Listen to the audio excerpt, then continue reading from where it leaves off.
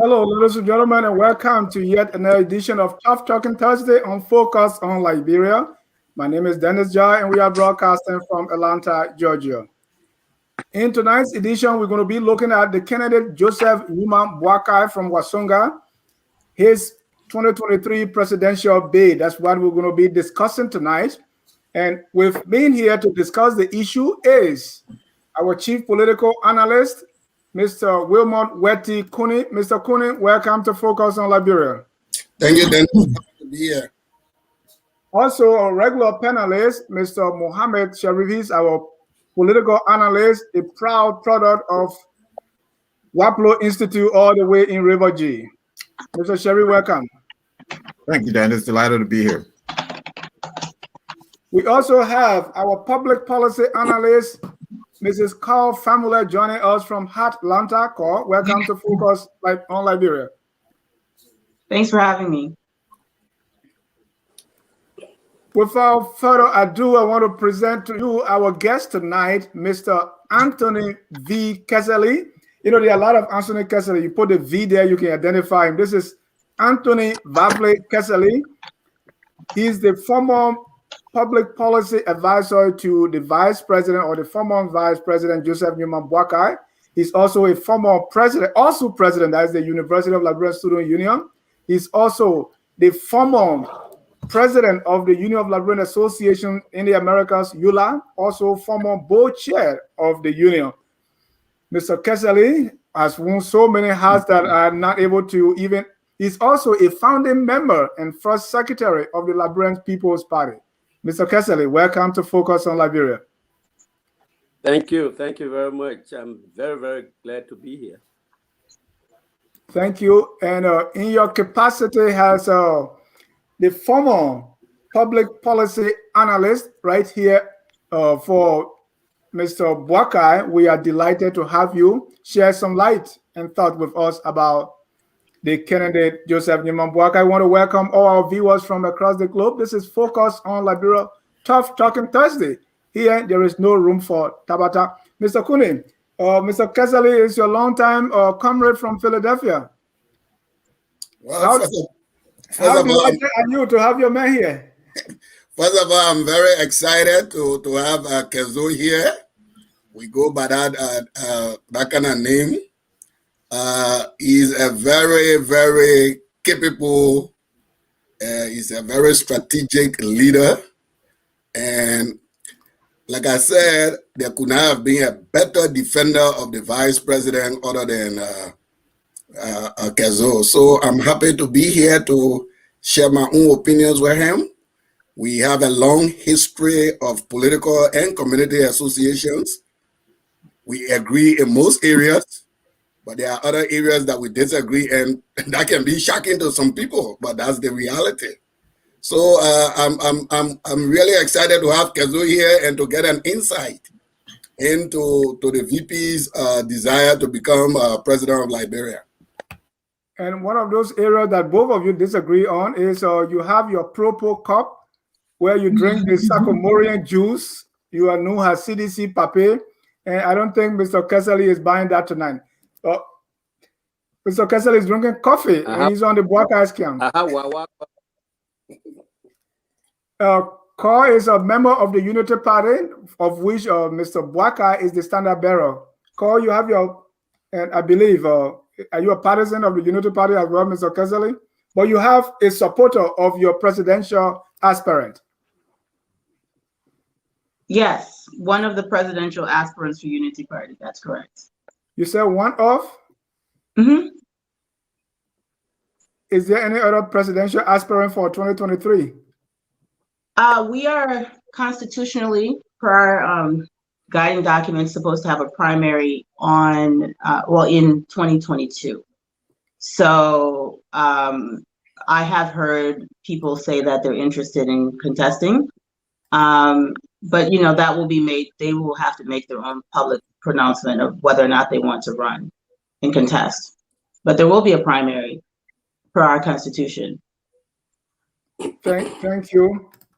Thank you. Let me go to Mr. Kesely. You are the former public policy advisor to then then Vice President Joseph Newman Boakai. Tell me and my viewers a little bit about that role and what did you advise the VP on? Okay, thank you very much. You will recall that in the effort of the international community to help Liberia back on its feet, they put together this senior executive services, which was primarily to recruit professionals from the diaspora, that had been occasioned by the brain drain from the war. People had come here and gained more experience and so forth. So the SEF was intended to return people to help the government. I was recruited in that process in a competitive exercise, and my assignment was in the office of the vice president on a contractual basis. It was basically consultancy, and we basically gave and analyzed, summarized, and kind of reviewed a lot of policy documents from various ministries here and there that were brought to the vice president, some of them very bulky, and you have to sit down and kind of sum it up and give some opinions, if you will, to him, to help him in his decision-making process. One of the key planks of the term of reference also was drafting speeches, which we did very, very frequently. And that basically was it. But it's a very tedious job, considering the volume of policy issues, both going to the legislature or the executive, etc., etc. So those are the areas I basically function in. Thank you so much. Again, ladies and gentlemen, welcome to Focus on Liberia. This is Tough Talking Thursday, and our topic tonight is the candidate Joseph Newman Boakai and his 2023 presidential bid. Before I go back to to Mr. Kessley, I know all of us here, we know Mr. Boakai. So I'll go around the room to see, based on your reading or your interaction of Mr. Boakai, we want to know who is Joe Boakai, and I want Mr. Kessley to get that ball rolling as to who Joseph Newman Boakai is for 3 minutes. Tell us, and you can also mention his strength and his weaknesses if you don't mind. I will focus greatly on the areas that attract me to him. I think he's a very humble person. I observe him to be someone who truly loves Liberia. I can also vouch for his honesty, unheard of honesty. When they say honesty, real honesty, because you can be honest and you are not yet tested. But honesty that is tested almost on a daily basis throughout, that you are able to repress, you are able to avoid, you are able to evade, and you are able to maintain your integrity. That's a great area. So I see this man as a very great patriot in those areas that principally draw me to him. You give him responsibility, he is focused on executing that responsibility, not trying to encroach on another one to add to it that doesn't belong to him, but performing, tediously what is before him. And those are the areas I can generally talk about for now until we come to specifics. Yes, he's a patriot. He's someone who loves Liberia. Touch a little bit on his leadership ability. Well, the leadership is tied in with all these points I've just made. One of the things he has is this his comportment, his patience, his ability to listen, his ability to be, to self-restraint, not be able to go overboard. So as such, he is capable of bringing opposites together to find some common ground. Those are the kinds of leadership I saw in him. And there are specific areas that I can go to, when we, I hope I don't postpone these things until the last time what happened on the other show. Then the whole thing crashed and I didn't have the occasion to say that. But I'm hoping that today will be much better. But thank you. He can reconcile. He can make people who are very much at each other's throat to be able to sit down and find some common ground somewhere. Thank you, Mr. Kesali. Let me go. Thank you. Let me go to Mr. Kuni. Mr. Kuni, you follow politics for a long time, starting from your days in Newtown till now. Who do you know Joseph Newman Boakai to be? Or what is your assessment of Mr. Boakai? Well, unlike Mr. Kesali, I have not had any close interaction with Mr. Boakai. Everything I know about Mr. Boakai are things that are in a public domain. But for me, the period of the late 70s, the 80s, and the early 90s, for me, they are a seminal moment for me in Liberian political history. And there are times that I'm biased when I'm comparing that period to the role that people played during that time. Because that period was very much important, very crucial. In our generation, that was the time the issue of social justice, the issue of equal rights, the issue of political freedom, those things were highlighted. Some of the very things that people like Mr. Kesali not only suffer personally, but was a key advocate for. So I've always judged people that are appearing on our political landscape, especially people that were in their prime of life. What was your contribution to the struggle, or what is the contribution of this person to the struggle? I've always used that lenses. And it was exactly on that same point, like I said, people don't know that Mr. Kesali and myself, we disagree. It was on that same point that I decided not to support Madam Sirleaf, despite information that, oh yeah, she was part of the struggle. I didn't see it sufficient enough. So basically what I'm saying, I don't know Mr. Boakai to be a controversial man. All of the public information available to me don't point in that direction. He appears to be a very humble person, like Mr. Kesali said, a very decent person, a respectable Liberian.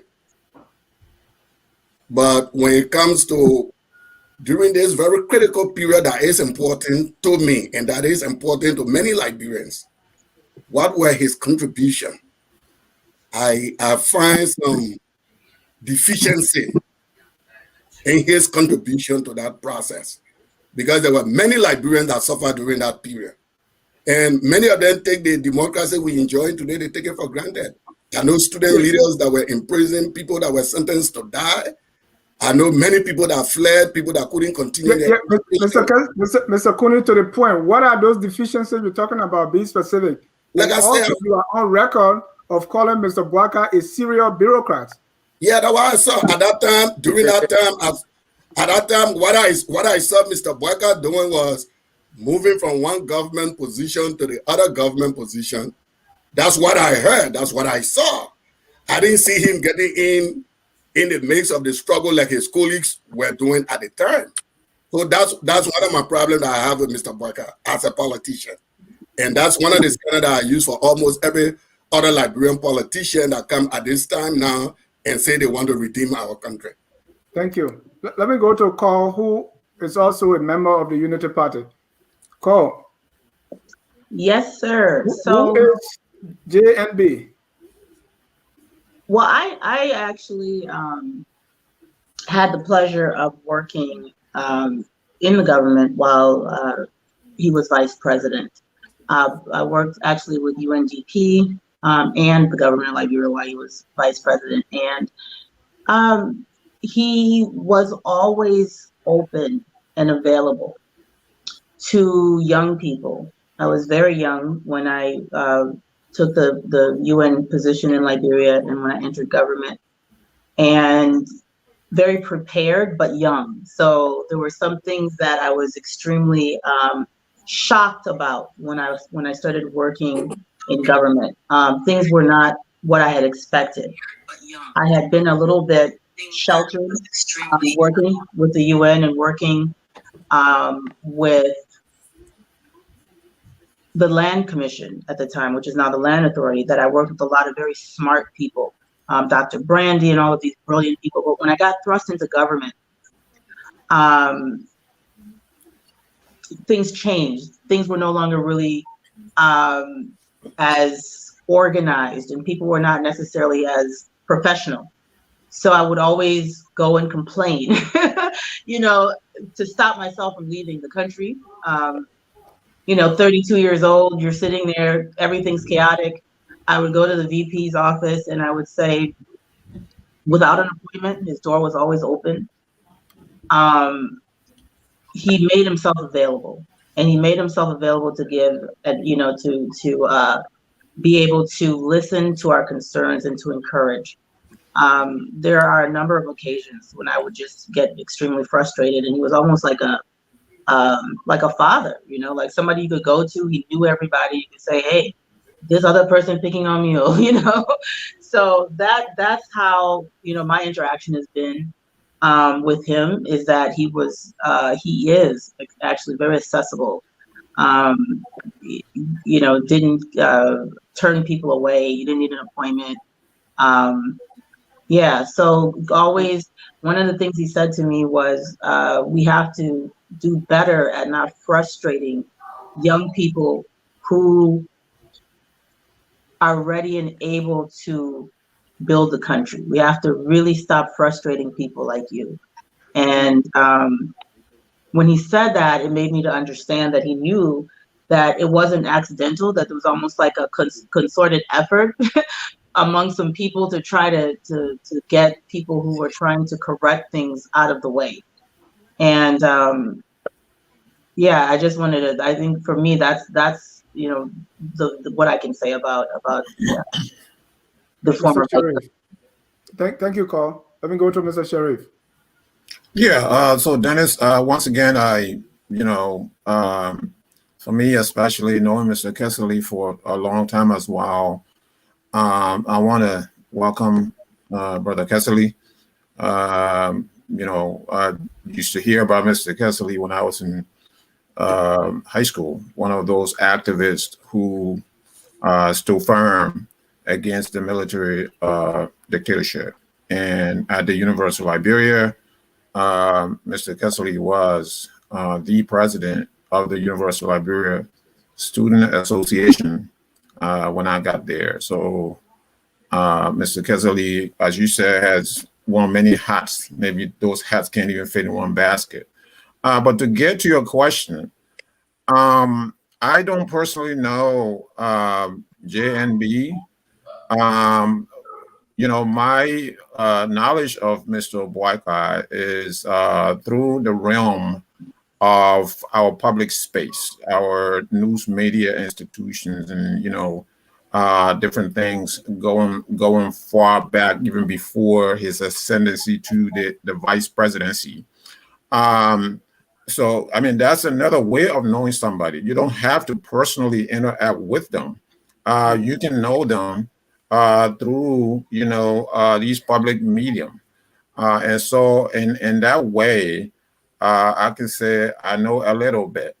And what I do know is that he has a calm demeanor. So in this era of, I have talked a lot about the deficit of national leadership. In this era of a tremendous deficit in national leadership, you need someone with a calm demeanor. In this era of no empathy from the leadership that we currently have, you need somebody with empathy. In this era where the national leadership is unresponsive to the basic needs of the Liberian people, you need somebody who has the listening ear to listen to the Liberian people. Cole just made a point, and that really, I think, speaks to the character that Mr. Boakai is. Listening to the employees, listening to those who are serving in government, those who are working for you, I should say. Listening to the common people. And so this is the kind of leadership that the new Liberia wants. Now, there are other issues that we've talked about on this program that I have criticized the opposition, including Mr. Barker, on this very program. The fact that they haven't shown us exactly what they stand for is concerning to me. And the recent by-election, if the recent by-election is anything to go by, is a telling sign that there are troubles, right? But I want to be clear. Let's be clear. Just because both the CPP and the CDC lost all over the place does not mean that this is an ominous sign for the CPP. To me, is more of an ominous sign for the ruling CDC than it is for the CPP, because this is in soccer or football analogy, this is a draw game. So if it's a draw game right now, with the bickering within the collective opposition, if the CDC, with the wealth, with the money they have, with the enormous resources they have, if they could not pounce on the CPP at this time to take advantage, then I don't think in 2023 that they will have the opportunity to pounce on the CPP. So this is not altogether a bad news for the CPP. And so, Mr. Sheriff, I may ask, what does that have to do with Boakai? Is it Boakai who is responsible? Is that what you're saying? Or is it within that light that you see Mr. Boakai? Well, what I said initially, and I can go back to it, I mentioned the fact that there is a real deficit of national leadership. The Liberian people are not listened to. Nobody's out there listening to them. Poverty is on the rise. There is, there is a deficit of leadership. You have a president who's on vacation. And you have a traveling. And you think Mr. Boakai can fill that leadership vacuum? Is that what I'm hearing? Well, if I take one character, I just took just one of it. I didn't take everything. A president does not just bring one characteristic to the presidency, to the executive mansion. In the case of Liberia, the president brings several characteristics to the presidency, and one is empathy. You must have the empathy. You must be a good listener. And from what I'm hearing, the testimony that I'm hearing now and that I've heard before is that JNB is a good listener. And I'm sure JNB is not going to vacation like the president that we have now, who's on vacation a lot. If you're vacationing a lot, you do not know what is going on in the country. It's not a bad thing to vacation. Everybody vacations once in a while. But if you are always in flight, if you are always going to conferences, even though you can do it virtually, if you are spending enormous resources that you don't have, you lead your country into poverty. And I think that JNB will understand that, at this time, I need to stay home to take care of my people. And basically, these are differences that, I'm not a member of the Unity Party. I am not even a supporter of Mr. Boakai, but I'm just saying, as an independent looking in on these situations, I'm sure you will appreciate the fact that, he has these characteristics. Thank you. Thank you. And gentlemen, we have a lot to cover tonight, so let's be as brief as possible. Let me go back to Mr. Kessley. JNB is running to be president. My question is, what is the record, or what are the records that Mr. Boakai will be running on 2023? Thank you very much. Let me tell you how I do my selection. I make my choice between, opposing groups. I do not look for, if it is presidential candidates, I do not look for a messiah or a saint. I compare all those who have raised their hands for that position. I know each one of them has ups and downs, highs and lows. The aggregate of the analysis leads me to decide, say, well, this person is better. Right. And we'll come to the comparison, Mr. Kesele. Right now, I want to know the record he's going to be running on. That's what I'm coming to. When it comes to record in government service, there is no one in the race right now that compares to him. Number one. Nobody. Experience, what he did. Before coming into government now, before coming to the presidency, nobody in the race, George Weah, Cummings, Cassell, whoever right now in the race got not what he has done, the service he has given to that country, impeccable service in terms of honesty. None has it in their baggage. Mrs. Kesele, I'm sorry to interrupt you. Forget all the other people that are running. We want to know the records that Mr. Boakai will be running on. That's a record right there. That's a record. You are doing a comparative analysis. Forget them. Let's talk about his record that he's going to be running on for the presidency. Okay, when he's, because I will not come to the 12 years, because normally I feel that it's the president's administration. When you want to catch the vice president, you go say Early and Boakai administration, but usually it's the president's administration. Whatever they did, I don't want to come to that, where they took the country from in 2006 to where they left it, what they met, what position they met it at, and brought it. People are the judge to do that, to make that judgment. But when JNB served, because I like to begin from the back, when he served at LPMC, being the first Liberian to occupy that position, what he produced there in terms of our staple food, how viable this organization was. And there are a lot of people who were born just later, and because they were not there and they don't do research, they just assume nothing has happened before. But do your research, go to LPMC, this time it's called LACRA, at that time it was LPMC, and other people ran it aground. That's why they had to change the name, because LPMC was owing so much. So go and see what he did in terms of food production for the country. Assess his term and see what he was capable of doing. Well, Agriculture Ministry, he became Minister of Agriculture. Of course, that was military time and here and there, and not much, but he made a lot of moves. He was over water, and there are a lot of things that came to this country. At that time, agriculture was far better than where we are today. In terms of what we're importing and what we were producing. Okay? Then you talk about, I don't like talking about LPRC because he was not there even long before that controversy happened.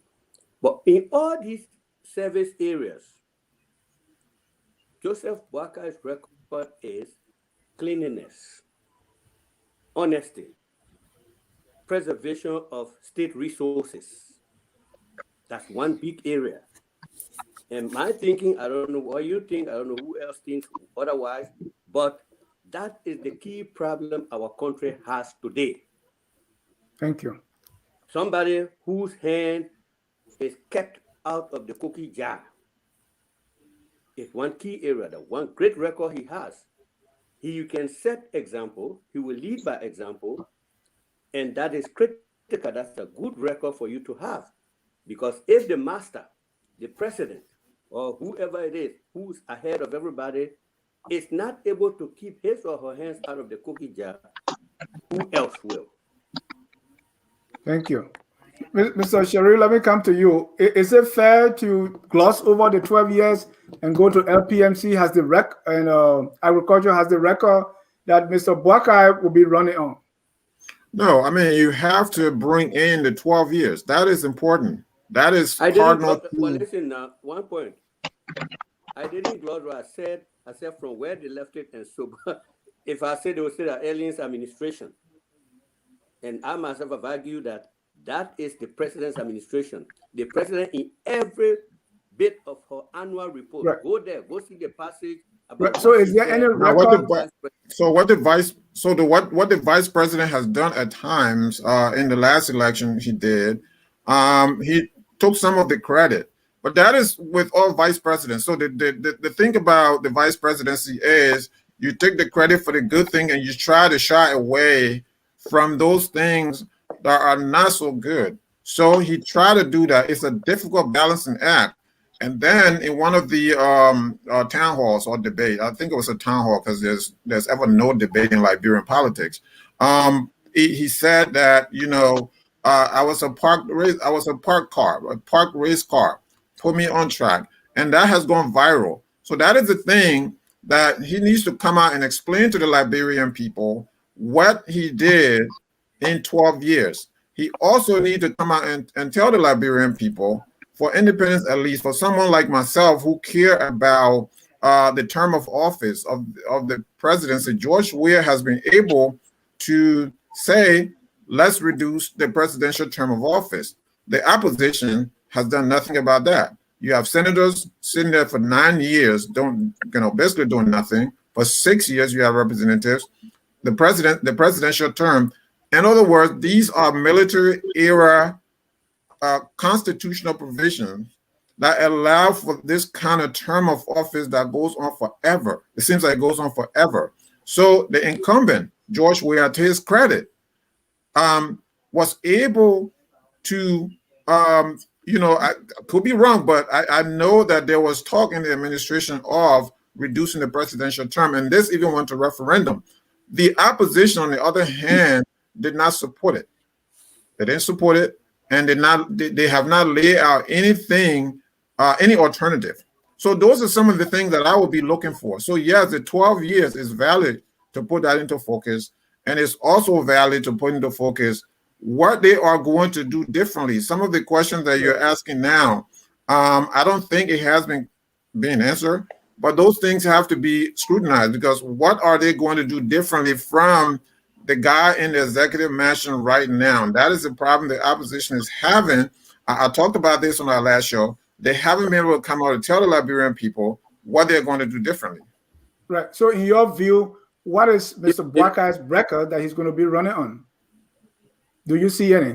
In my view? Yeah.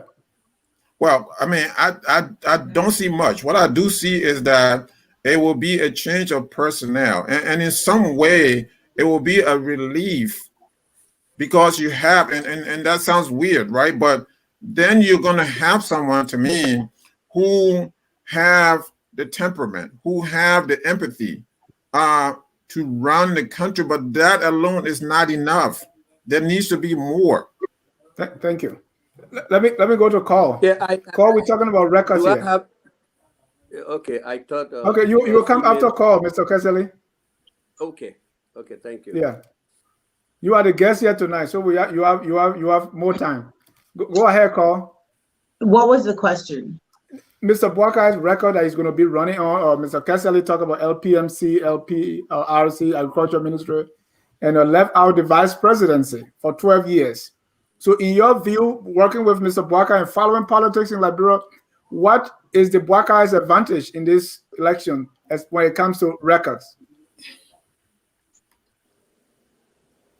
His advantage. So you know that my background and the way I look at things is very different. I don't necessarily think that I think it's a little premature, I should say, for us to be talking about the 2023 presidential election when everyone who's running for office has not already put their hand up.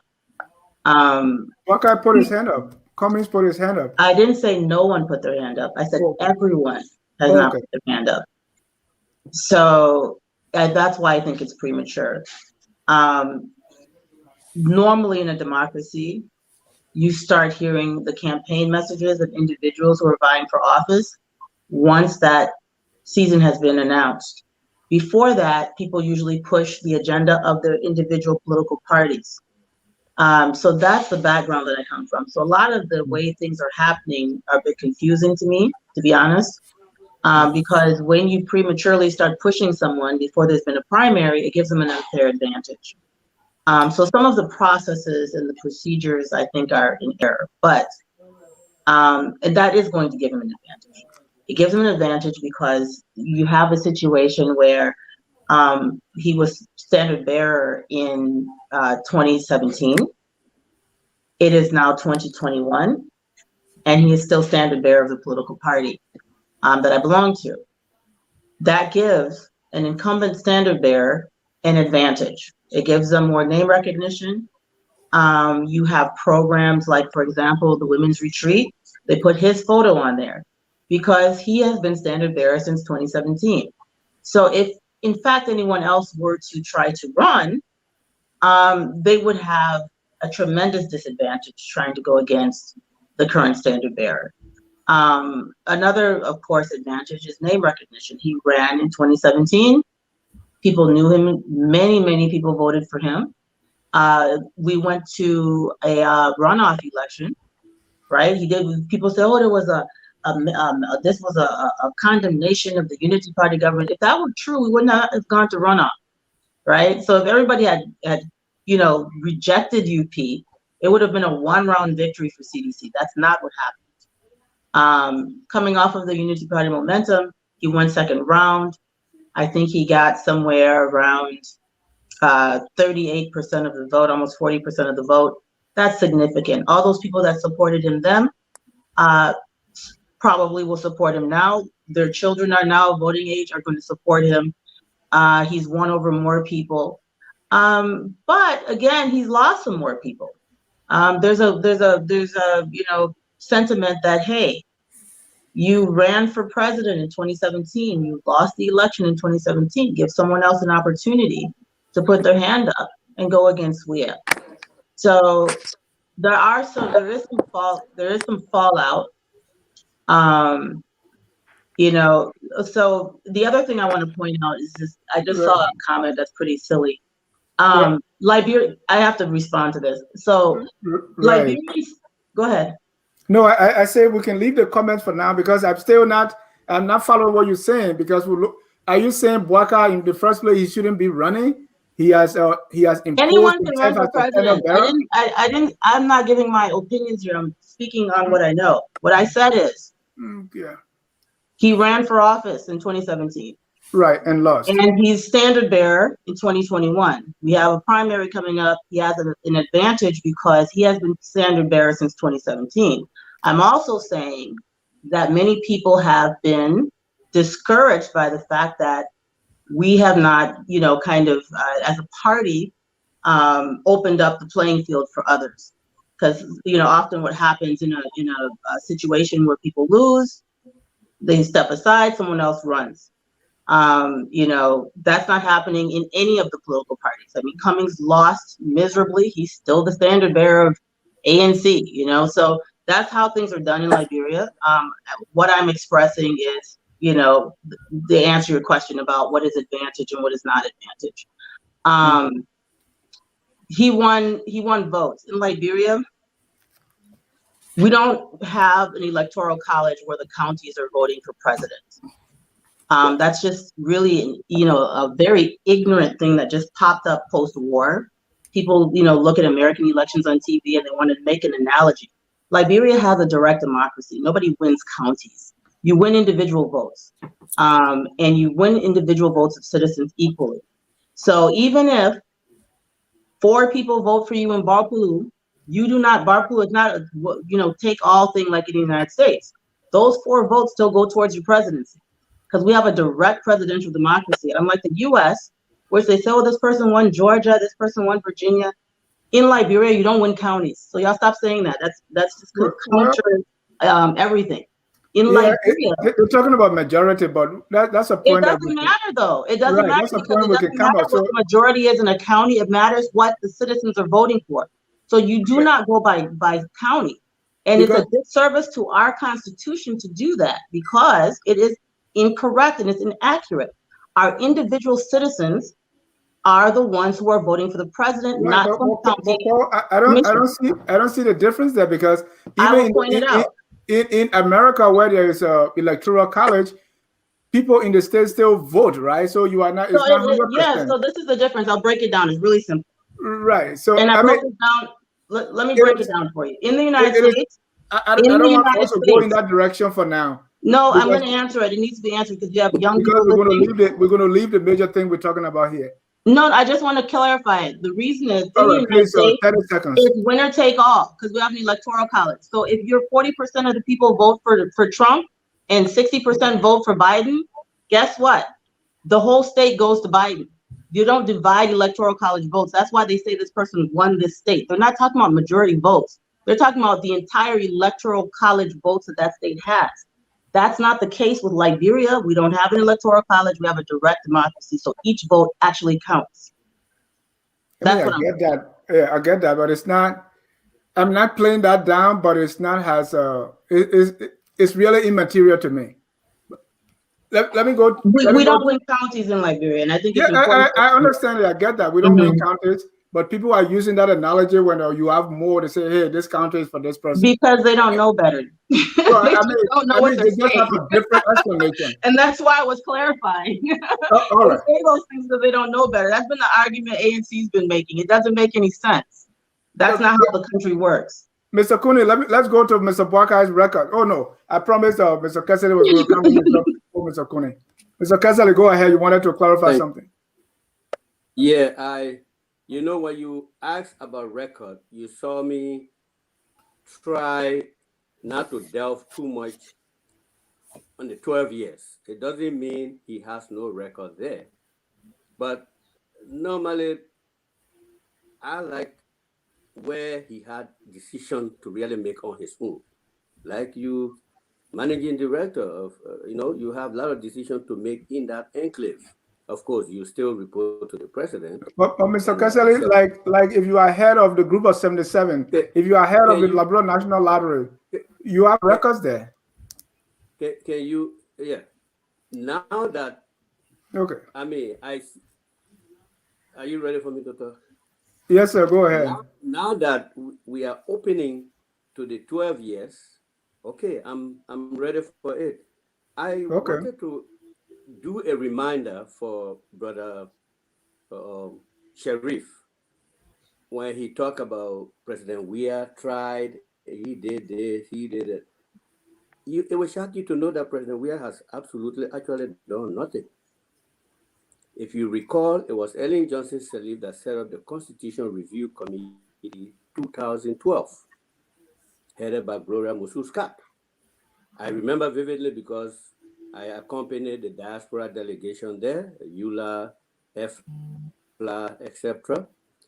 And most of these propositions came from there. This is where these discussions came about, from that.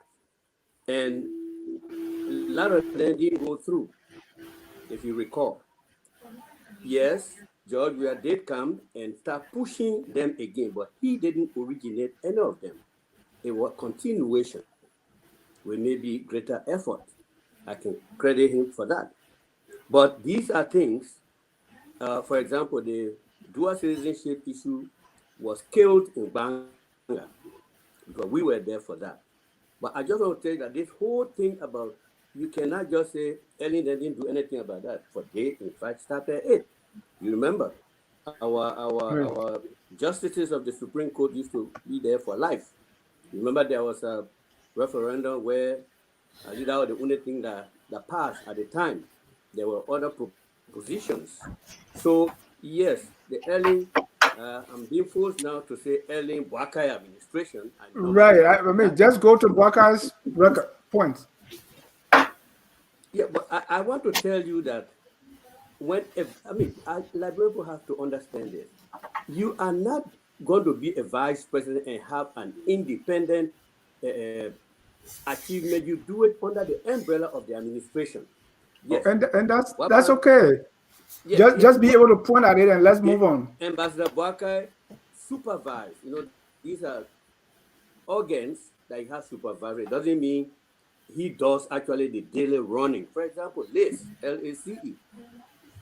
Librarian Agency for Community Empowerment, was under his office for a very long time, and you saw so many infrastructure in terms of buildings, markets, and other things that they built. Okay, the LMA, Librarian Marketing Association, it got some kind of supervisory. I think it's traditional because we look at some of the rules. I mean, we don't see any law that places them, but throughout, they have been under the vice president's office. There's an executive director. They run everything, and so far, sometimes the vice president's wife or some other, let's say, um, surrogate runs it. They are not daily things that the vice president is involved with, but he guides, Thank you. supervises. The LMA was in shambles. And I really want people to recollect when they had how many splinter groups? It is this vice president that brought all those groups together and made them one in an election that happened. And he went inducted them into office at the SKB complex.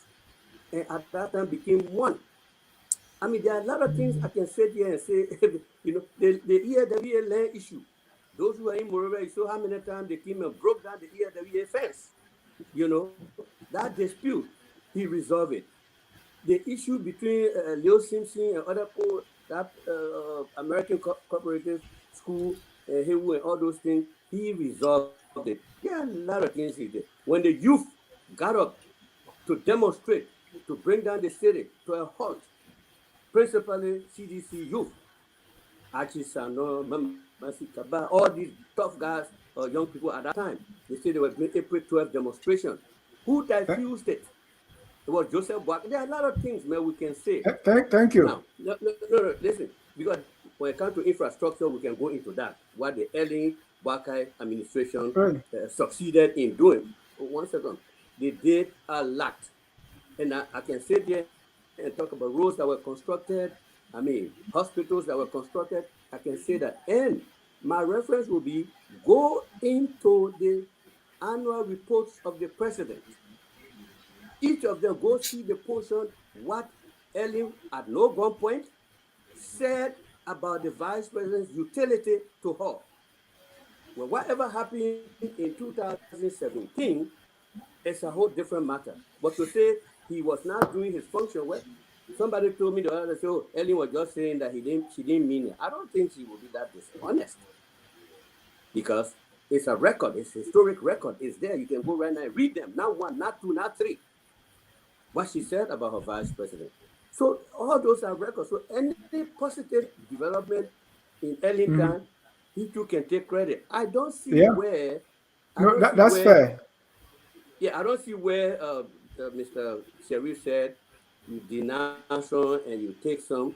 I don't see any place that Joseph Boakai said, I don't take credit for this. I take credit for this. I'm not saying it. That statement that you are referring to, you impatient? Okay, I thought I was the guest, but I can give you. Maybe you'll come back. Thank you. You always come back. We always come back to you. You are injecting something.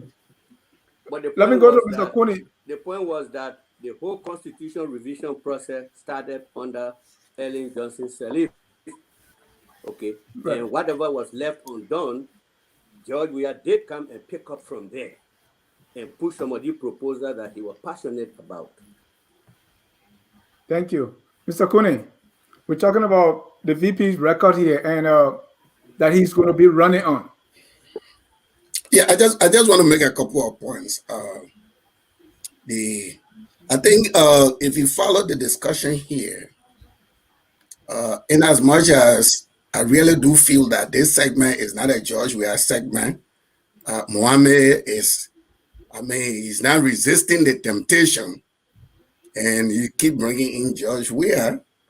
But what we can make out of this discussion is the fact that George Weah is he could be one of the few Liberian presidents that believe in the concept of continuity. And I like the fact that he's been credited for that, both by Mr. Keseli and by Mr. Sharif. Yes, obviously, we all know the constitutional review process started way before Weah.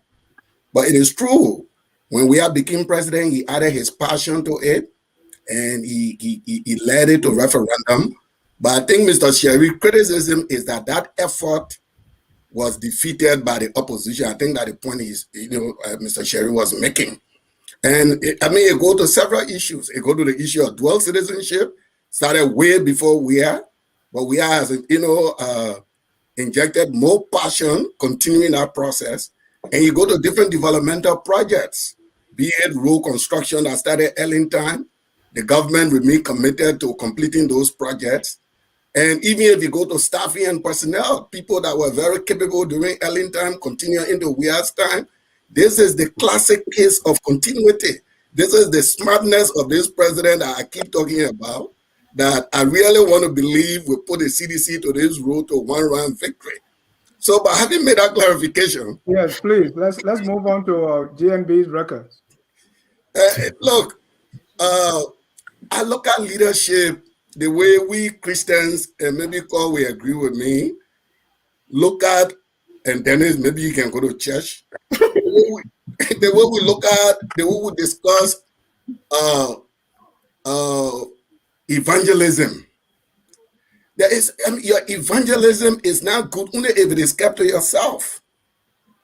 It is good if you are safe, but the preachers tell us that the fact that you receive salvation, you should be the salt of the earth. You should be the light. So I look at leadership that way. When you are a leader, or when you are honest, when you are reputable, it shouldn't be those things. It shouldn't be only held to yourself. These are things you should be able to impact to other people that follow you. You should be able to inspire. You should be able to, create a kind of inspiration for people to copy after you, for people to follow you, for people to believe in you. So when it comes to national leadership, it's just not enough for me to say, well, he was honest. Because some of the come to Jesus moment that Kezo is talking about, some of us may never be in a position to sit with the vice president to know. Mr. Kuni, what record will he be running on? Do you know? I'm not seeing the record. I'm not seeing it. I'm not seeing inspiration from leadership. And even if you look, are you saying the VP has no record to run, or is that what you're saying? Well, I'm speaking here nationally. Everybody got record. Everybody got record. I'm talking creating a national momentum that will inspire people, to follow you. Everybody got record. I got record. Kezo got record. Everybody here got record. We got our individual records in our different organizations. Right. But we're talking about creating that national momentum that will create a national movement for people to follow you. That's what I'm talking about. And that's what I'm saying. Salvation is not only limited in your community. Salvation, everybody got to see it. And so to make that point, many people speak about the VP leadership. So I'm looking for the impact of that leadership, for example, with the opposition legislative caucus. The CPP has legislators in the Congress. Every time we criticize... Mr. Kone, I hate to interrupt you. Coming from Mr. Boakai days in LPMC, LPRC, Agriculture Ministry, Vice President, are there solid records that Mr. Boakai can run on as his trump card or his credential to be president of Liberia? Do you see them? Well, let me put it this way. Let me answer your question this way. And I will get 2 points and yield the floor. Look, it would be a strategic political blunder to set aside the 12 years. The 12 years are very critical because new voters and other voters, the 12 years remain fresh in their mind. You don't have a lot of voters that were alive during LPMC days and agriculture days that you're going to persuade. The voters that you have to persuade are the voters that live in the last 12 years and those who are turning or voting age after the 12 years. So for me, that's where the focus would be. And if we are going to take all of the credit of the 12 years, then we're going to take the baggages of that 12 years. It is those baggages that we're going to stand aside whatever this administration is doing, and that's where the decision is going to be made. Thank you. Mr. Moderator. Go ahead, Mr. Kessley.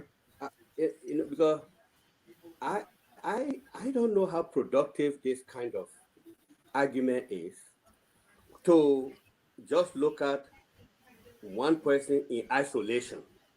Because here, when you go to choose the president, it's not going to be one person. So are we going to say Joseph Boakai has no record to run on? Cummings got no record to run on. Cassell got no record to run on. Joe Weir record is there, but he can't run on it. Is that how we go? We have to talk about somebody's record in comparison to the other options that are available for a choice to be made.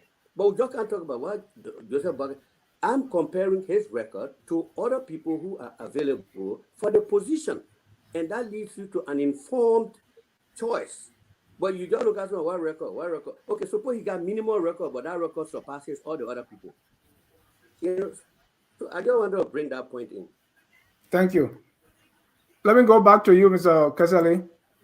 What issues have Mr. Boakai identified and how he hopes to fix them when he becomes president? And this is what I always say about Liberian politics. People believe in fine formulations, nice thing on the paper. I will do this. I will build roads. He always talks about ARTS, agriculture, roads, tourism, and all of that stuff. Those things are as fine as your ability to practicalize them. People can write fine platforms, nice ones, and eloquently talk about them, be the best speakers. Implementation, like Ambassador Boakai has repeatedly said, is the problem. So he has talked the last election. If people are very much keen, they will see how right he was when he said the issue of roads in our country is so important that it ties in to all the other areas, education, health, and so far. So he said, roads, roads, roads. He didn't win the election. But right after Mr. Weir won the election, what did he say? Roads, roads, roads. We're going to pave this road. We're going to do this road. We're going to do. So, you see how things go? There was no campaign at that time, campaign statement by Mr. Weir to say, my focus will be roads, roads, roads. It was Joseph Boakai's slogan. But afterwards, you saw that the correctness of what Boakai was saying was affirmed by the fact that the president looked in that area. So, yes, he talks about roads. He connects roads to a lot of things in our country, as I said. Health, you don't have movement. He gave example as the tabata hospital. You build that huge thing over there.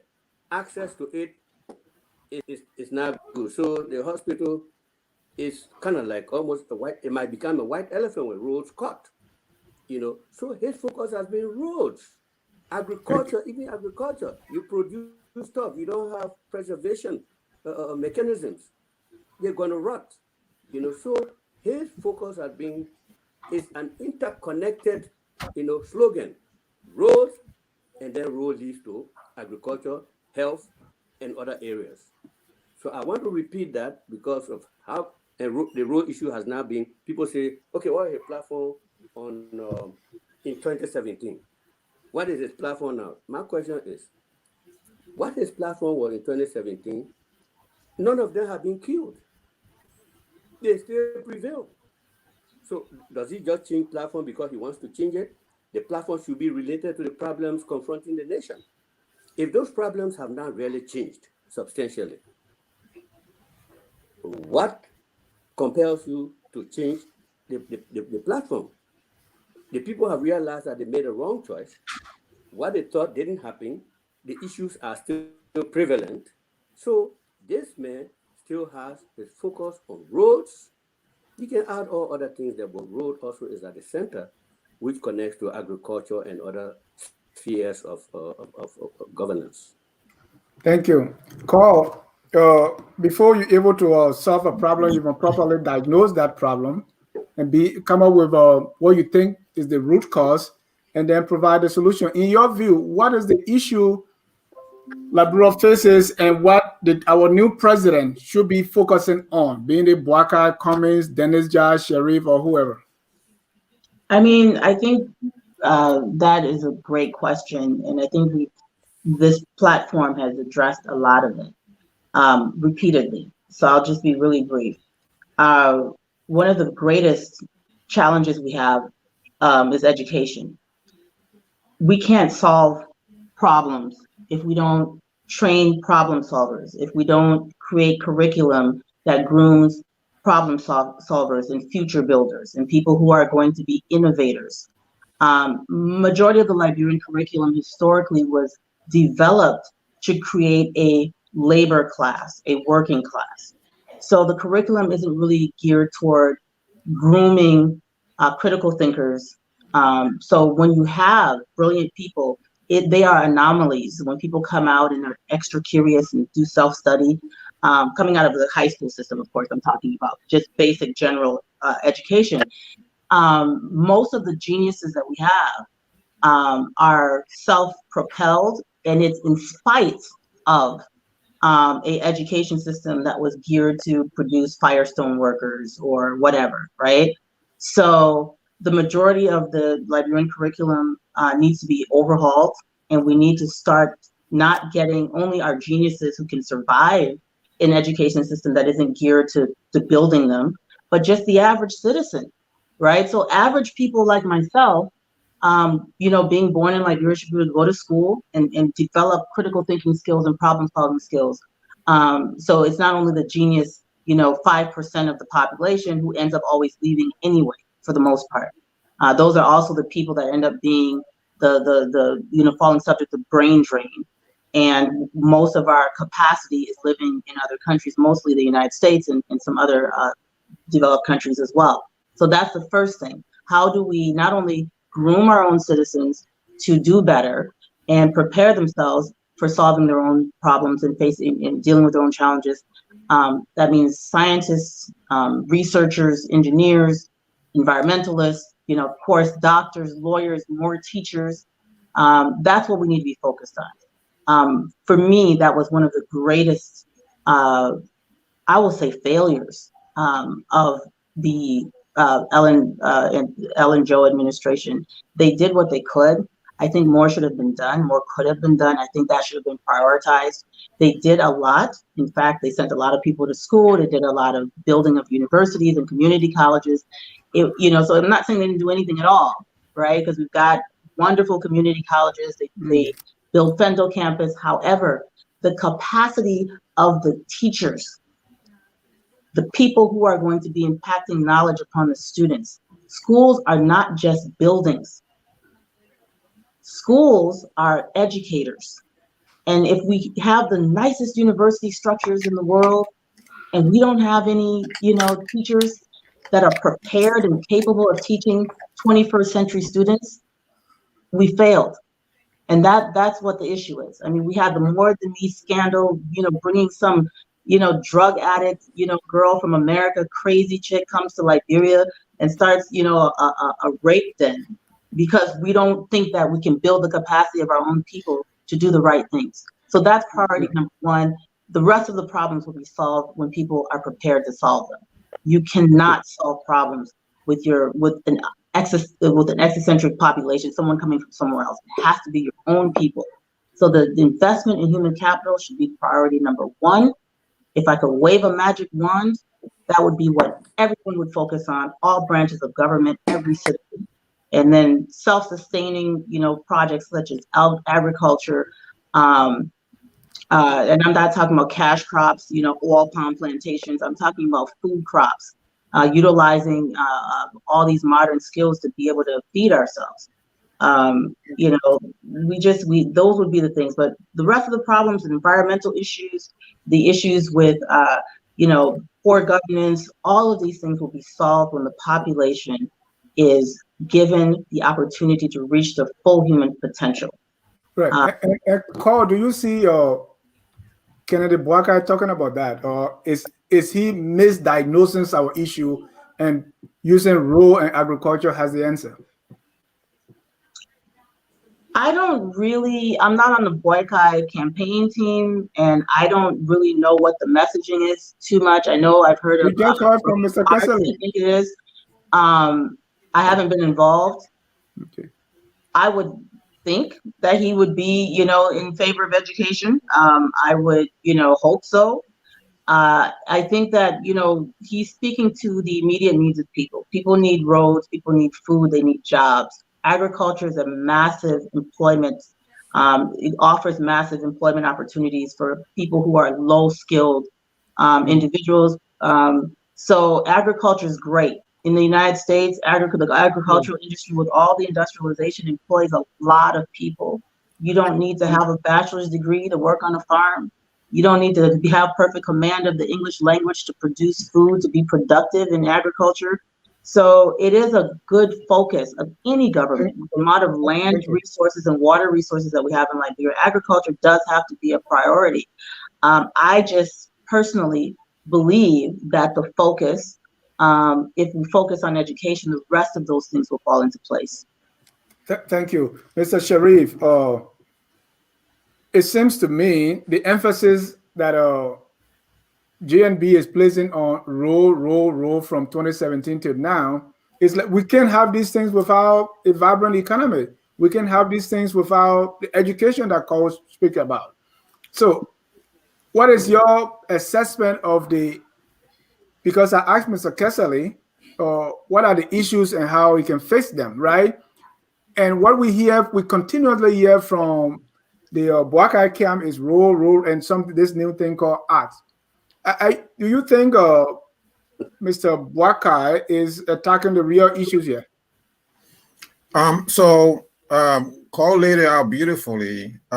She's not on the campaign, but I think she needs to be, right? These are issues that I think that not only myself, but people that Liberia needs. I will add to that without, repeating what she has already said. Of course, I agree with everything she said right there.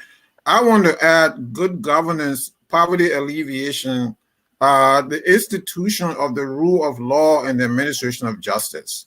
So, right now, and people don't want me to talk about the moment, but I have to look at the moment to be able to say this is what can be improved upon.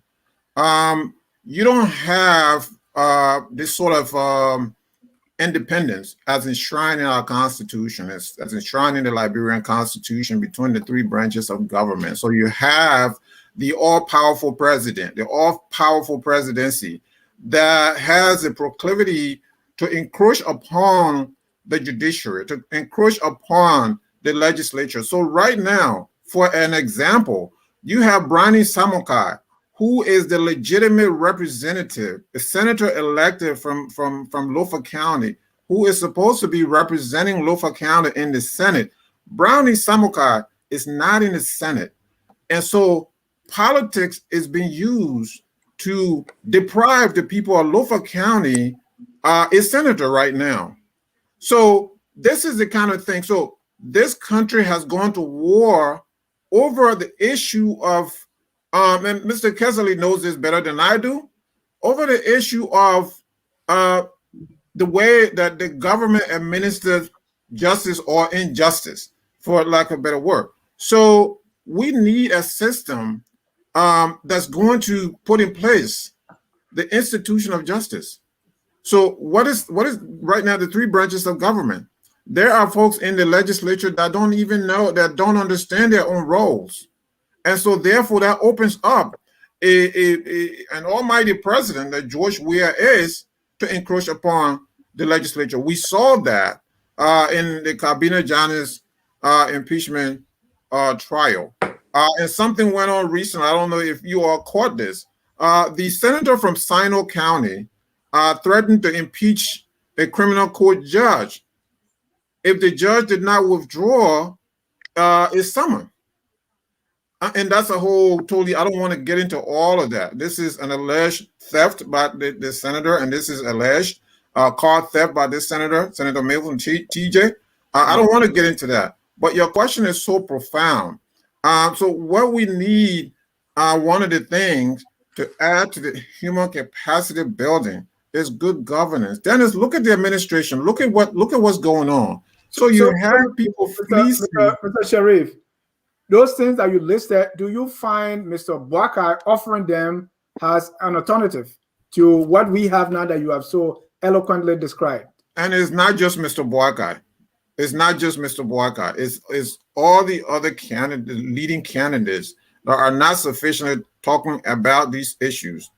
And they need to tell the Liberian people where they stand. For example, I would like to hear any member of the opposition tell me where they stand on the presidential term of office, on the legislative term of office, because it is too long. It is too long, and I want a presidential candidate to tell me where they stand on the issue of salaries. So you have a government that's top heavy. You have a government that is paying themselves enormous sum of money. It is too much. The Liberian judiciary, the Liberian government, the legislature is better paid. And listen to this. This is crazy. They are better paid than state reps in the state that I live in Pennsylvania. They are even better paid than members of the U.S. House of Representatives. Our representatives are well paid. Our senators are better paid than the senators in the United States Congress. And yet, we come to the United States and beg for money.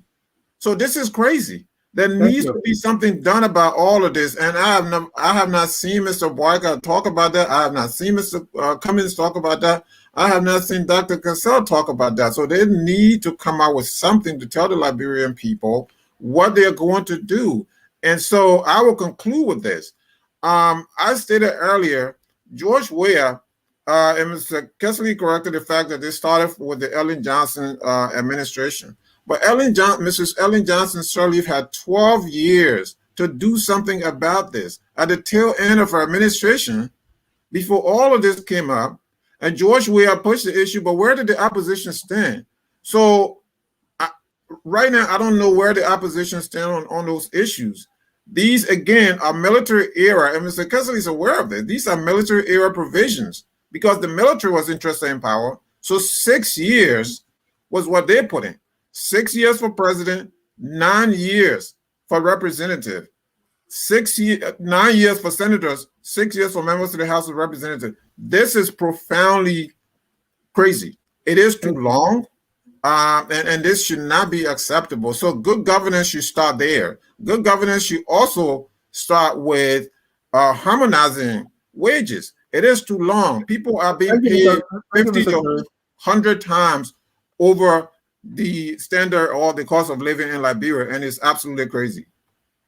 Thank you. And Mr. Kuno, you want to answer that question too? It was so long. What was the question again? Yeah, we're talking about what are the issues that Mr. Boakai has identified and how he hopes to fix them. Mr. Kessley said road, and those roads linked to agriculture and is art. I mean, that question kind of.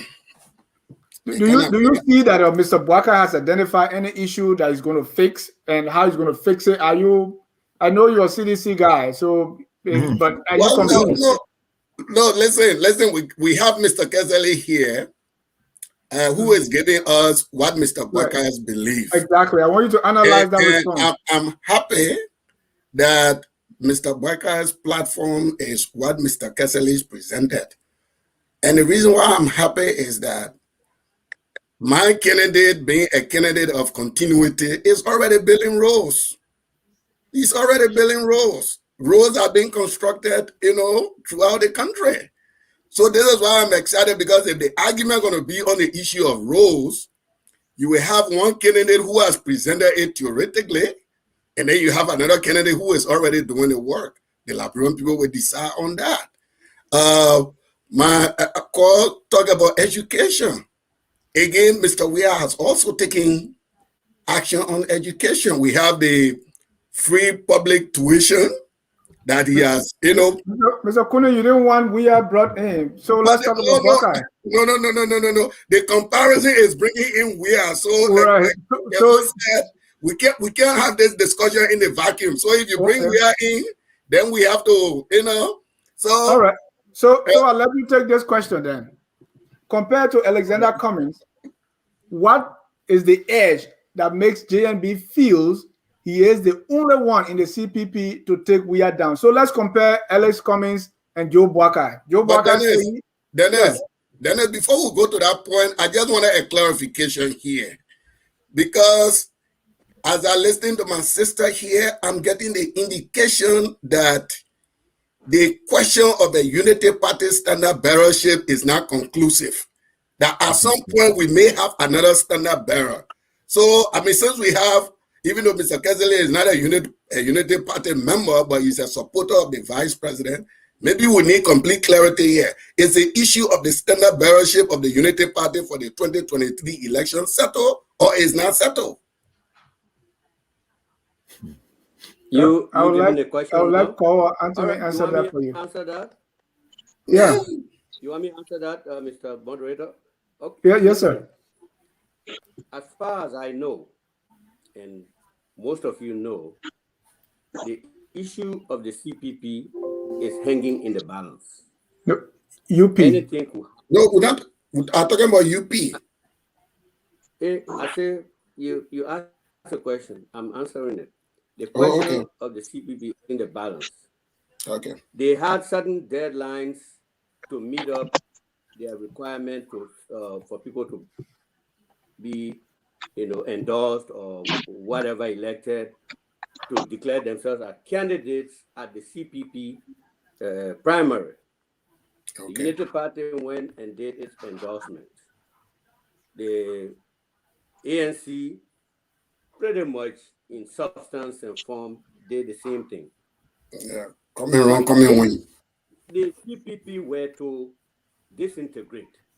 I don't know whether there will be a need now for another convention or whatever, but I don't know. As far as I'm concerned, at this point, Joseph N. Boakai is the standard bearer of the Unity Party.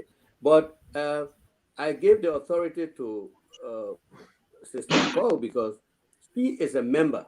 She might know certain things in there that I don't know. But as far as I'm concerned, if the CPP process were to advance according to plan, JNB will emerge as the Unity Party's standard bearer competing for the standard bearership of the CPP. That's what I know. If the CPP doesn't work, I don't know whether it's going to open another Pandora's box. So that's how much I know. Thank you, Mr. Kesley. So earlier I said that JNB is the standard bearer is since 2017, and the way it's been is that you elect a standard bearer every 6 years. That's what our Constitution says. Every 6 years we have to elect a new standard bearer. So 2022 we're going to convention to elect a new standard bearer. 2022 when we go to convention, other partisans have a right to contest. So, all right. Whatever they decided, so whatever they decided in the CPP document, there's a lot of language that is in that CPP framework that I have condemned. I think it was poorly thought out. There's language in there that in fact, the entire document just needs to be tossed and redone. because they structured it in Okay, I such a see the way basis of your point. that it supports an anti-competitive. It basically suppresses the opportunity for other people to contest through this collaboration. It only opened up an avenue for the two that were present and at the time, which is wrong. It's wrong constitutionally, it's wrong for democracy. Yeah. That document does not supersede But the let me Oh, Constitution. hold on, because let her finish. The CPP framework does not supersede the Unity Party Constitution. The CPP document is a framework, whereas UP's constitution is the guiding line for the party. So we are required to have, per our constitution, a convention in 2022, and we will have a convention in 2022. So to answer Mr. Cooney's question, we currently have our standard bearer intact, who was elected for the 2017 presidential election. That is the purpose of the standard bearer, is to carry the party to victory in a presidential election. Our next presidential election is 2023. So a year before, in 2022, we will have a convention and we will once again elect a standard bearer to carry us to victory in 2023. Is that person likely going to be JNB? Majority of Unity partisans are in full support of Joseph Nemo Boakai, former vice president and current standard bearer. So likely he will be reelected, but we will go through the democratic process because we're an institution that has laws and rules and we're going to follow it. So whoever the standard bearer is will be a legitimate standard bearer and will carry us to victory through a legitimate democratic process. Thank you. Mr. Casale, you've been talking about this head to head. Mr. Casale. I'm just beginning. Yes. Oh, I say I'm just beginning to see the very, very kind of well-crafted technical point that my sister is putting forward. Because if you go according to our analysis, most likely, I would think when that time comes, if the Unity Party decides to go according to their constitution and go to their convention, most likely it will be JNB that will continue. Because before that time, listen, before that time, if the CPP framework is consummated with the Elections Commission, at that point now, the Election Commission will not be looking at Unity Party as an independent party standing by itself. It's simply going to be CPP on its records because it has formed a collaboration. It will be viewed as CPP at that time. Right. Okay, so it will only make sense to respect your constitution. You simply, if JNB emerges as the standard bearer of the CPP, it will only make more sense for that convention to further endorse him. Right. So if you can see the technical line there, that's where I see the point she's pushing. Yeah, and that's why they did the framework document the way they did, so that they could thwart the process. Yeah. And Mr. Casale, since you are not part of the Unity Party, I don't want you to go too much there. But let's come to what you've been calling for. I'm just speaking what she said. I never thought about it that way. Yeah. Right. So, and it's also possible that JNB is not picked 2022 in the Unity Party. I don't know what's going to happen to the CPP by then, but that's another discussion. But let's come to the head-to-head matchup. Mr. Boakai has clearly stated that he's the only person in the CPP to take down President Weah, meaning against Alexander Cummings, the other is rival. So we're going to look at that and tell me his advantage over Cummings that makes him to say that. And two, we're going to do a head-to-head matchup of JNB against Weah and ABC against Weah. And that is coming. We will be right back to go into that. At Focus on Liberia, we discuss everything Liberia, from education to politics, arts and culture, entertainment, agriculture, history, religion, family, and technology. Focus on Liberia uncovers and showcases the best of Liberia and shows the world the truth about Liberia. We educate, elevate, and promote all things Liberia. We conduct interviews, panel discussions, debates, and more. Tune in to Focus on Liberia on Facebook and YouTube and be a part of the stories that make up the news. This is Focus on Liberia, and I am Dennis Ja. Welcome back to Focus on Liberia. This is Tough Talking Thursday. My guest here is Mr. Anthony Keseli. He's the former public policy advisor to then Vice President Joseph Newman Boakai. He's on Tough Talking Thursday tonight, talking tough. And we have a regular panelist, our policy analyst, Mrs. Carl Famler, our political analyst, Mr. Mohammed Sharif, and our chief political analyst, Mr. Wilmot Weti Kuni. Mr. Keseli, the VP or the former Vice President has said repeatedly that in the CPP, he's the only one that can take down WIA, meaning what is his edge over Mr. Cummings?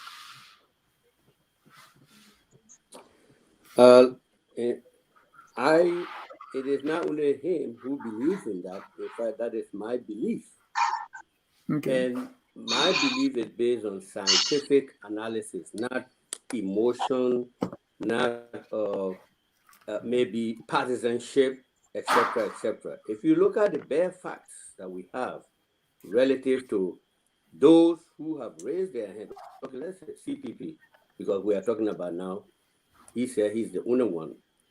If you look at his experience, he edges the other people. Mr. Weah was a formidable foe in the last election because he has no record. He had no record to challenge. He was this well-loved citizen, and people thought internationally exposed, not blemished in terms of the Civil War and other things, a soccer fan, a household name. So he brought a lot of assets to the table. So that made people to gravitate to him. I was sitting here, Mr. Kune can bear me out. I had Mr. Weir's portrait where he had that Arthur Ashe, how do you call it? Award I was giving. It was on my desk for, I can say, almost a decade.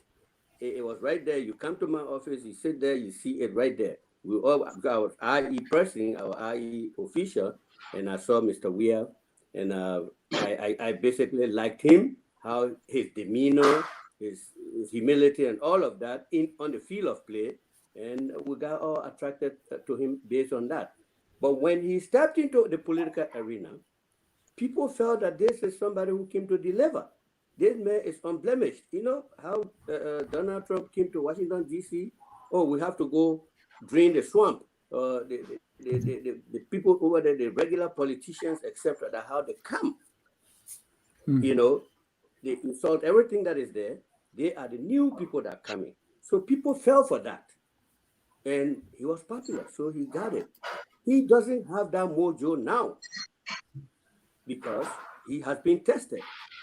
So there is a regret in some segment of the population. Even people who previously could have killed themselves for his business, some of them have regretted. So now he has a record to point to. Mr. Cummings, to me, a lot of people will feel it will be a similar gamble that they had with Mr. George Weah.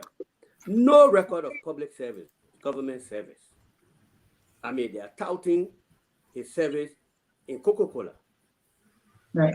I'm not kind of denigrating that position, but I think it's a far cry away from the system in Liberia, people's capacity to resist the temptations in Liberia, the presidency, you know, the vice presidency, and those positions that you hold in Liberia.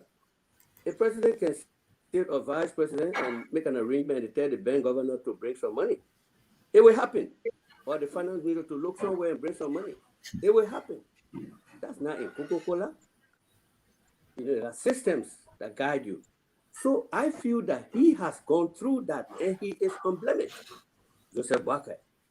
So he passes all of them in terms of the person who has the capacity to knock down what I call now the vulnerable former Messiah or saint that George Weah was. So in that, I think I don't even want to go down the line to other people who are just coming, to lay claim to the presidency. I mean, you have this wealth of experience. Now, you see, we went for elections. He came second. I see some people making this, I don't know how to call it, but we are on the public service. But to me, it's very, very narrow when people come on the platform and say, oh, he got 1 county to 14 counties. It is the most, narrow reading of that election. Because if the poll of Lufa, every single voter had voted for Joseph Boakai, and he had no vote in other counties, he would have not come where he came. So it's not the fact that he got Lufa, that what got him second place, it's because he polled votes in other counties heavily. That's the one that brought him up. It's not Lufa. Mr. Casale. But yeah. So Mr. President, we are being so vulnerable. President, we are being so vulnerable, as you stated. Is it fair to say that anyone in the CPP can take him down? No, not anyone. Absolutely not anyone. I mean, if you have someone, listen, look at the logic. This man, the last time, he came the same way the other man coming. So, the man, he was clean.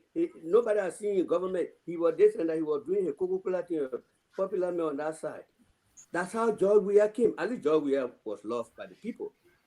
In fact, the extent to which George Weah was loved by the populace is not 1/10 or 1/100th of that Mr. Cummings has.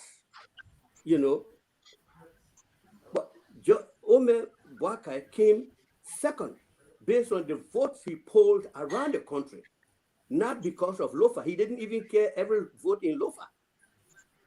So that naive thing people go talking about, 14 countries, we don't count ballots like that in Liberia. We don't count it by counties. We count it by the raw votes that were cast.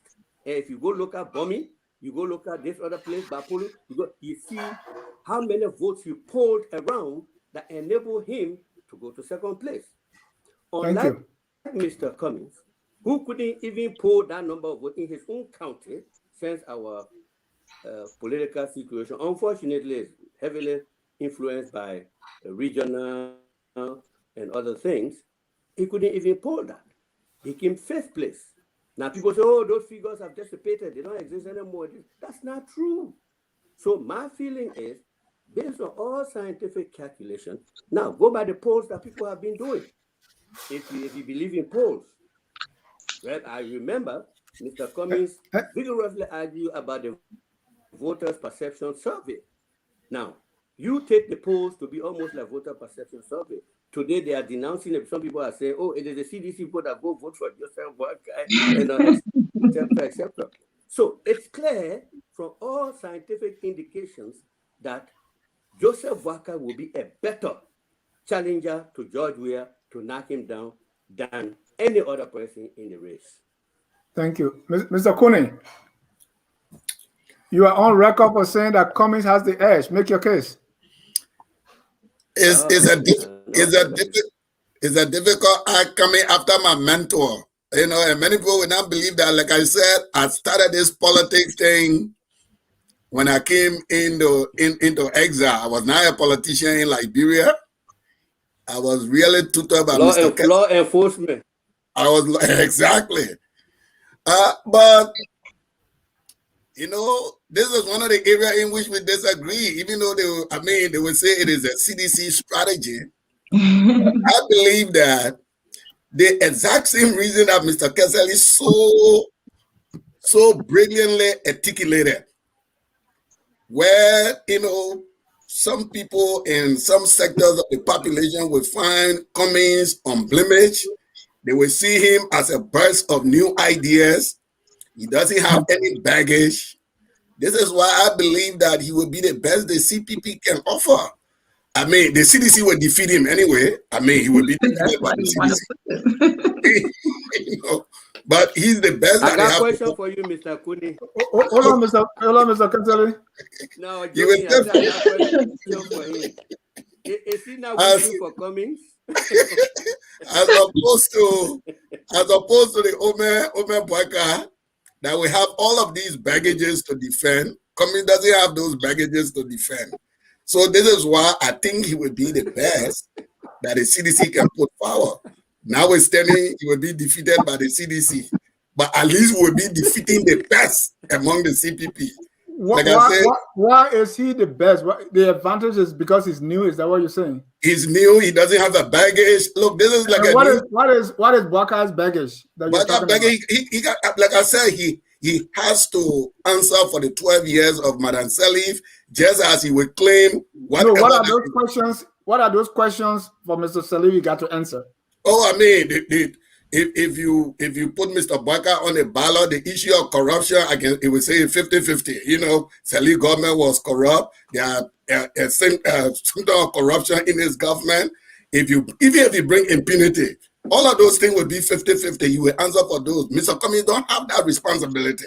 He doesn't have that responsibility. So this is why he will be the savior, the best candidate, but he will still be defeated. Thank you, Mr. Sharif. I have a question, Mr. Moderator, please. Okay, go ahead, sir. Because let's can be best practice and professional. When a job is up for hire, if they are looking for somebody for a job, it's for accounting job. The qualifications you bring to that accounting, like in public corporation, I think the ones that will get more weight are those qualifications that relate specifically to that job. Specifically to that, they will take other things as helpful, right, as contributing, qualifications. But the main qualification will be, I've not asked the question. No, I got the question. Let Mr. Kuni answer it. What qualification Mr. Cummings will show for public government service, which is the one that he's coming to preside over, not corporate stuff. Government service, sitting at the head of an imperial presidency. What experience has he that will make you prefer him over Joseph Boakai? Go ahead, Mr. Kuni, quickly. This guy is an accomplished a business executive, play with billions of dollars, much larger than. Hold on, Mr. Kasali, let me answer. No, one guy, did you say he played with? No. Man, he dealt with issues involving billions of dollars, corporate finances. He didn't play with. He managed a large pool of personnel across various continents. The whole thing about leadership is managing personnel resources. That is the crux of it. And I don't have, he may replicate that in public service. I don't know. I'm simply saying he does not have the baggage, the 12-year baggage that Mr. Boakai will have. And because of that, I think he's the best, he's the safest, though he will be defeated by the CDC. Thank you, Mr. Sharif. Cummings versus Boakai, going against Weir. And Cummings versus Boakai. So you're looking for the prospect of Cummings versus Mr. Boakai said he's the only one in the CPP. He's better than Cummings when it comes to taking Weir down. Right? Yeah. So we are doing a head-to-head matchup now. Correct. JNB is not altogether wrong. I think Liberian politics, it can be tribal. It can be regional in scope, despite everything that you hear to the contrary. One of the things that Mr. Cummings' opponents have said is that he doesn't have a base, and that is, a dog whistle to say that, show me your county. Where are you from? Right? I don't think Mr. Cummings has been able to navigate those kinds of that issue, even though is it right, is it, no, it's not, but does it happen? Yes, it does. So he is, if you ask me, who is better prepared to deal with the economic and the social economic challenges that Liberia faces, challenges that Liberia face at this time, I think Mr. Cummings is in a better position because of his resume, his corporate resume, to face the challenges of 21st century Liberia in terms of poverty alleviation, job growth, and all of that. Having said that, I don't think he has a chance against JNB should it come to a primary. I don't really think so. And I don't think he has a good chance against George Weah. And lastly, what I'm going to say is that the recent tampering allegations has done a lot to slow Mr. Cummings down, to tarnish him. It may not have tarnished him altogether, but it has done some damage to him, and I don't think he has recovered from that. Thank you. Carl? Liberians, in general, are very intuitive people. All human beings are. They don't see how Cummings' corporate success in the West translates into a benefit for them as African people who have been exploited by the corporations that Mr. Cummings has succeeded at working with. I don't think Liberians, even, my cousins in Baisela behind Ganta, believe that being successful in a multinational corporate conglomeration, especially Coca-Cola, and then you served on the board of Chevron, that have made completely insane and even obscene amount of money off of the backs of the poorest people on the planet, to their detriment. We can talk about the water theft of Coca-Cola in Africa, India, and Latin America. We can talk about horrible environmental records.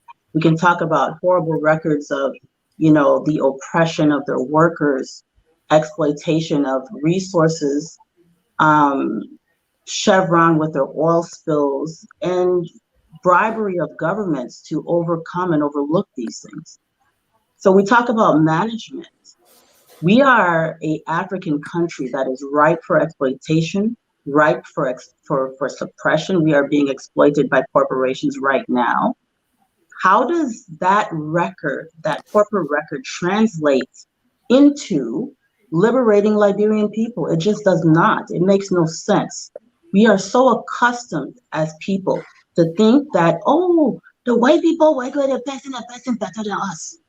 You have to always look at leadership in your own interest. Does this person understand what you need? Does this person understand what we want? Does this person believe that African people deserve to live better lives, or at least as well as Europeans and Americans? Does this person believe that? What have they done in their lives to demonstrate that that's what they fought for? We can sit here and talk about philanthropy, that is tax write-offs. We can talk about anything we want, but we need to look at our problems locally, globally, and everything else. It is not enough to be a skilled manager. Politics is about ideology and vision. Where are you taking us, driver? You can be the best driver in the world and drive us to hell. Where are you taking us? What is your global vision? Do you believe in the Black Republic of Liberia? Do you believe in our sovereignty? Do you believe in our self-determination? Do you believe that our children are capable of exploiting our resources for their own benefit one day? What are your thoughts? What's your ideology? That has never been articulated. So I completely disagree with all of you on this. There is nothing that has been spoken by Mr. Cummings that has convinced me that not only does he understand Liberia enough to fix it, there's no comparison between Liberia and Chevron, between Liberia and Coca-Cola, between Liberia and any corporation. Corporations are built for profit. They are built to exploit resources for the benefit of a few. That is the whole purpose of capitalism and corporations. To say that that somehow is going to translate into helping poor people in Liberia overcome poverty is absolutely shocking to me that people think this. Thank you. Is it so? I mean, I'll get off my soapbox, but I have even more to say about it. Right. Dennis will break the tie. Dennis, break the tie. So 1 second. Mr. Sherry, we gotta move. We gotta just, move just, on. Just 1 second. Just 1 second. Just 1 second. Just one second, Dennis. I was born in Liberia. I wasn't born yesterday. All right. The intuition of the Liberian voter. This is the same Liberian vote. These are the same Liberian voters that elected Charles Taylor, parade the streets of Monrovia and said, "You kill my mind, you kill my pie, we will vote for you." They voted for Charles Taylor. And one of the considerations that I heard on the campuses, both campuses of the University of Liberia was, this became, meaning Charles Taylor, is coming with the United States dollar. This was foolishly said by Liberians, so don't forget that when you make these kinds of analysis about intuition. These Liberians also said that Ellen Johnson Sirleaf was better qualified. And I think she was qualified, but there was another consideration, Dennis. There was the fact that this is the person that America trusts or trusted. I so heard that was something that wasn't written, but it was said. So I wasn't born yesterday. So I know all of that. I've heard all of that, and this is a fact. Thank you. 1 minute. One minute each. No, we're going to go ahead here. We are almost out of time. Mr. Kesselly, for 1 minute, can JNB unite the CPP and go against WIA as a unified force?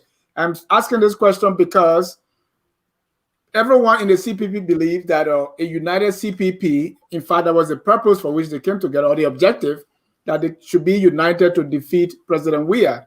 Can JNB do that? The word can. Yes, he can.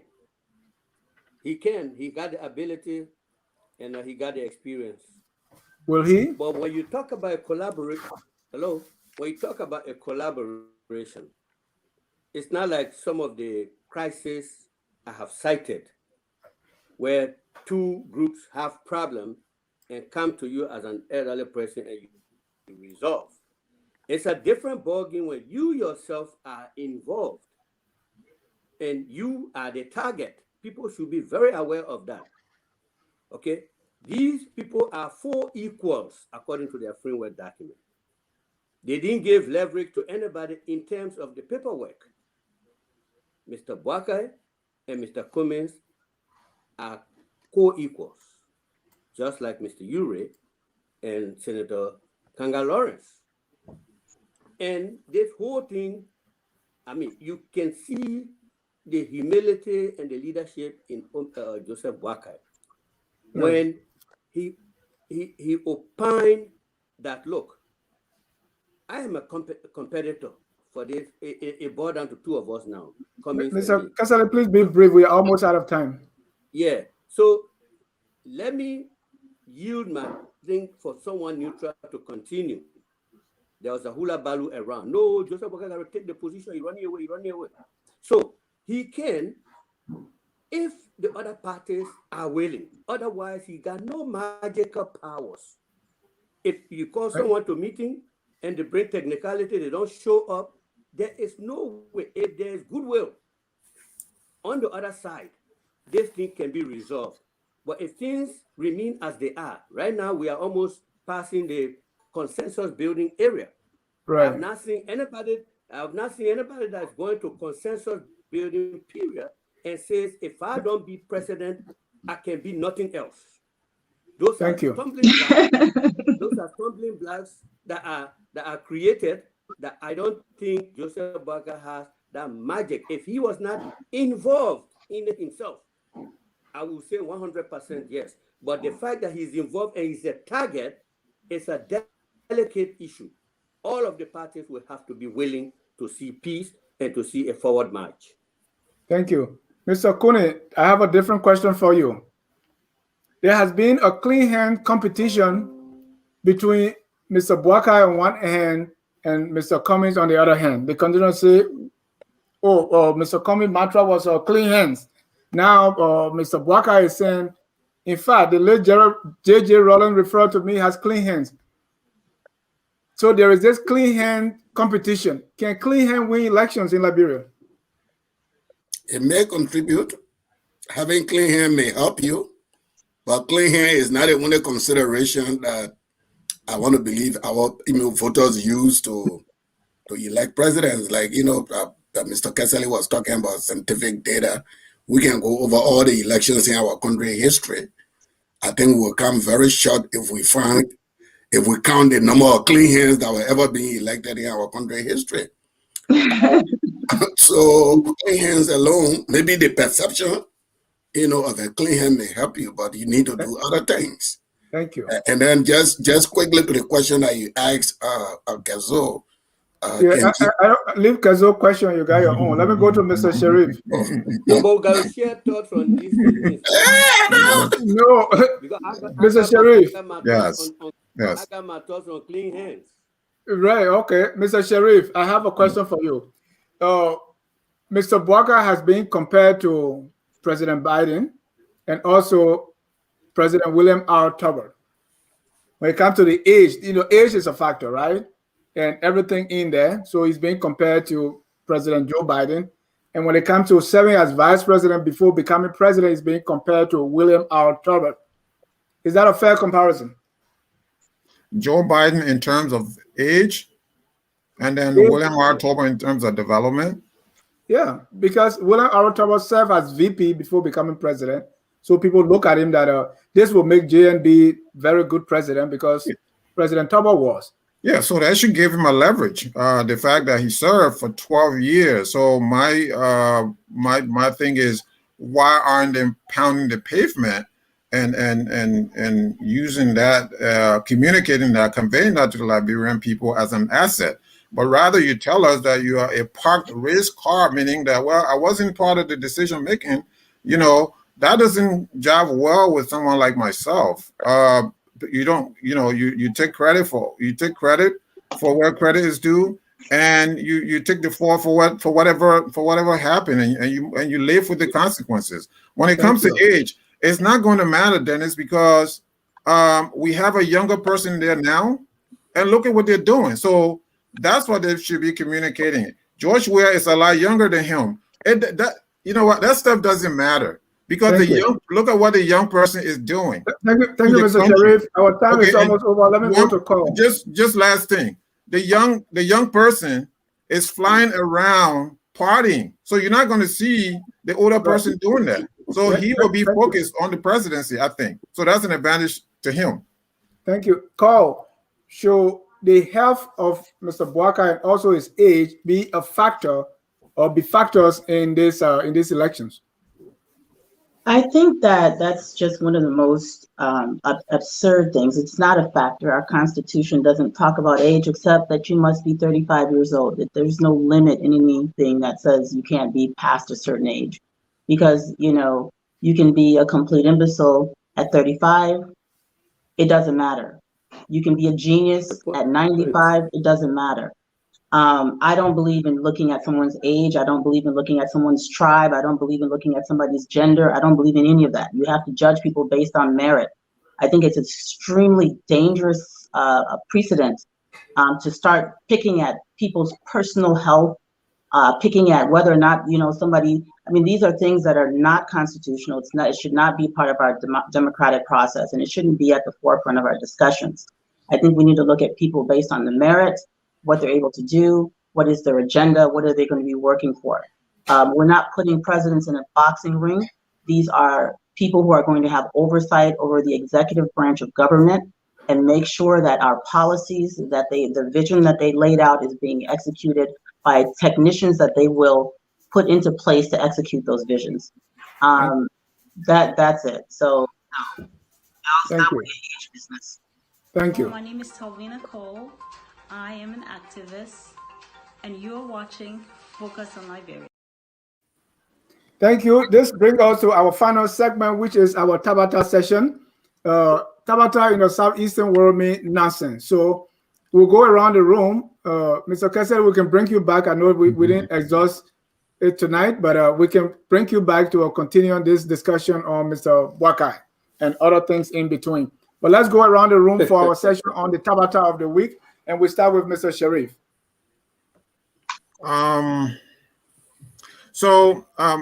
Mayor Bro is going around the city of Monrovia and cleaning up with a whole, crowd. That is not a policy. There needs to be a realistic policy. The mayor or former mayor being a cleanup person is not a policy. So, Koji did it before. She did it before a decade ago when she was a mayor. And now she's coming back in some capacity, cleaning up Monroe, running around in pickup truck and all of that. That's not a policy. Government needs a realistic policy, a trash pickup policy, not just in Monrovia, but all across the country. So the fact that Mirabro is doing that is my tabata of the week. Call. So I think there's a lot of them, but the one that stands out for me is the congressional hearing.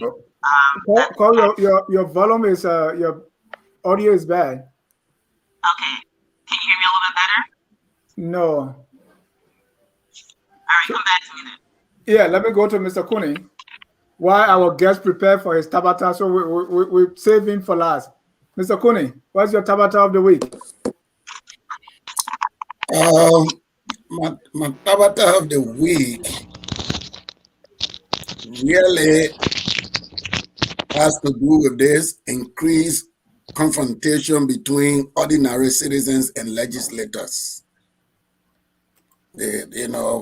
On several things, vehicle issue, accidents, and some of it related to the use of this law tail lane usage. I think the whole tail lane thing is a tabata that it really need to be evaluated, because speaking as a police officer, it poses traffic hazard. Some of the law is not defined. There's a lot of vagueness as to what vehicles should be privileged to use that law, but the entire law don't really make sense in terms of the vehicle and traffic laws of Liberia. So what's your tabata? The tabata is what I'm saying, the continuous conflict with lawmakers and ordinary citizens is tabata. Lawmakers taking on ordinary citizens and using their positions. I think that is a tabata. Look, Dennis, let me tell you. Thank you. Call. Yeah, my tabata is along those lines. Can you hear me this time? Yes. Okay, so the Liberian Congress had congressional hearings over a minor traffic incident where no one was injured. These people are being paid obscenely. They had congressional hearings over a minor traffic incident because it involved a lawmaker. They do not have congressional hearings where they call Jefferson Koji in to ask him why the city is dirty.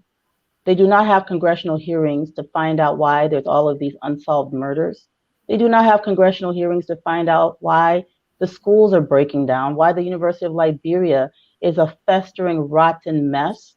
They don't have congressional hearings to address our health crisis.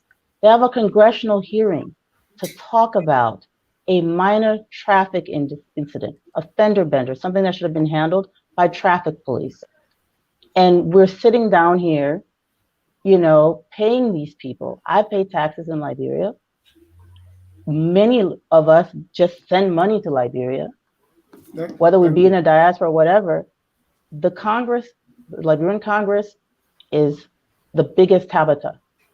Thank you. Mr. Kazali. Oh, well, I thought as guest I would have been, privileged to have a little more time to talk about the clean hands, Joe Biden, and health. But I will leave it for another time as you. All right. As guests, we'll give you a 1 minute to talk about clean hands. I like it. Okay, guest 3 minutes, man. Go ahead. Talk about the clean hands, Mr. Kazali. It's not too long. It goes back to just what I said. When you are being hired, your qualifications should be related to the position for which you aspire. And if you have other additional qualifications, they help. But this man's hands are cleaned in corporate America. So now under the supervision of the Liberian put to see how he earned what he earned. Nobody is questioning it because we've heard nothing contrary. The position he's being hired for is government service. Liberia in a broken system, temptation flowing all around. His hands have now been put in such a situation to see how resistant he will be to temptation. So I still question when people say he got clean hands. I feel his hands have not even been brought into the system for them to either be clean or not be clean. So it's just now. Okay, so let me leave that. Joe Biden, I think the answers went. My tabata is this. It's related to our subject here today. Surprisingly, the ANC issued an official press release saying the primary purpose of the CPP chairman Joe Boakai's visit to the United States was for medical attention. An official statement signed by a party official. Okay? And then while on his medical trip, he is leaving that to go talk about framework documents. That was the allegation. Granted, let's agree. Okay, he came for medical attention. That's understandable, isn't it? When the defeat came, after Mr. Cummings and other folks show us all the crowd in Bon County and Nimba County, and people were hopeful of victory. When the defeat came, they see people who wrote the release that this man went for medical attention, charging for why is he in America and he's not campaigning? Can someone be sick? You say he's very sick, he went to America, but then you accuse him, then in your next breath, that why he abandoned position in Liberia, as sick as he is, according to you, did you expect him to be running up and down in Liberia campaigning? So I think that was a huge tabata and profound self-contradiction. Thank you. Thank you. And we always ask our viewers to share with us their screenshot because we want them to watch us on the big screen. So we have a shot, this one coming from George. George was this afternoon, see it is a fireplace. He was watching the Hour of Politics on the big screen. We also have this one from Dr. Abdullah Dukle, who was watching the debate on his big screen. So if you are watching us on the big screen, please don't hesitate to share your screenshot with us. Dr. Duke and George Shot, we say, and George Young, we say thank you so much. My tabata of the week, and there are so many tabata, but what I saw is the name of my senator. I saw my senator of Sino County, Milton Tiaje, and another citizen fighting over a car, and Mr. Tiaje in a press conference wanted to showcase that the car belongs to him, but he did not show any proof. I believe that was the biggest tabata for Mr. TJ to just talk with his mouth without giving any proof why he thinks the car belongs to him and not the lady who's claiming it. Well, I want to thank all of you for coming here tonight. And I can't let you go without calling. Oh, I beg your pardon. There were some viewers who also shared their tabata with us. Sorry we couldn't take all your comment, but let me put some of this on the screen. This one comes from Alexander Hayes. My tabata on this show is when these know it all about JNB, but cannot spill out anything tangible or physical to show for JNB. That's my tabata. There was another one there that I think I should find here. Okay. Too many, I can't get to them. Okay. Kennedy Corey said, my tabata is for a bunch of educated people and youth to be supporting an old man at age 78 for presidency in the 21st century. Please note that Mr. Boakai is not 78 yet. He's 76. Emmanuel Charles said, my tabata is Mr. JNB is not young. Hello? I don't know how is that tabata. But let's go around the room and let me hear you. All the tabata against the old man. What's on positive the tabatas are carefully chosen. No. And then this one is from Jawon. He said, my tabata is even mentioning Cummings to be called Liberian president in the making is my tabata. Thank you all. All right. Let's go around the room for your closing comments, and this time let's use 45 seconds. Call, you go first. Yeah. Dennis just like to pick on me. Yeah, my closing statement is that we need to realize that Liberia is not where it was in the 1990s. People have been born, people that were children have become adults. The world has changed. Liberia has changed.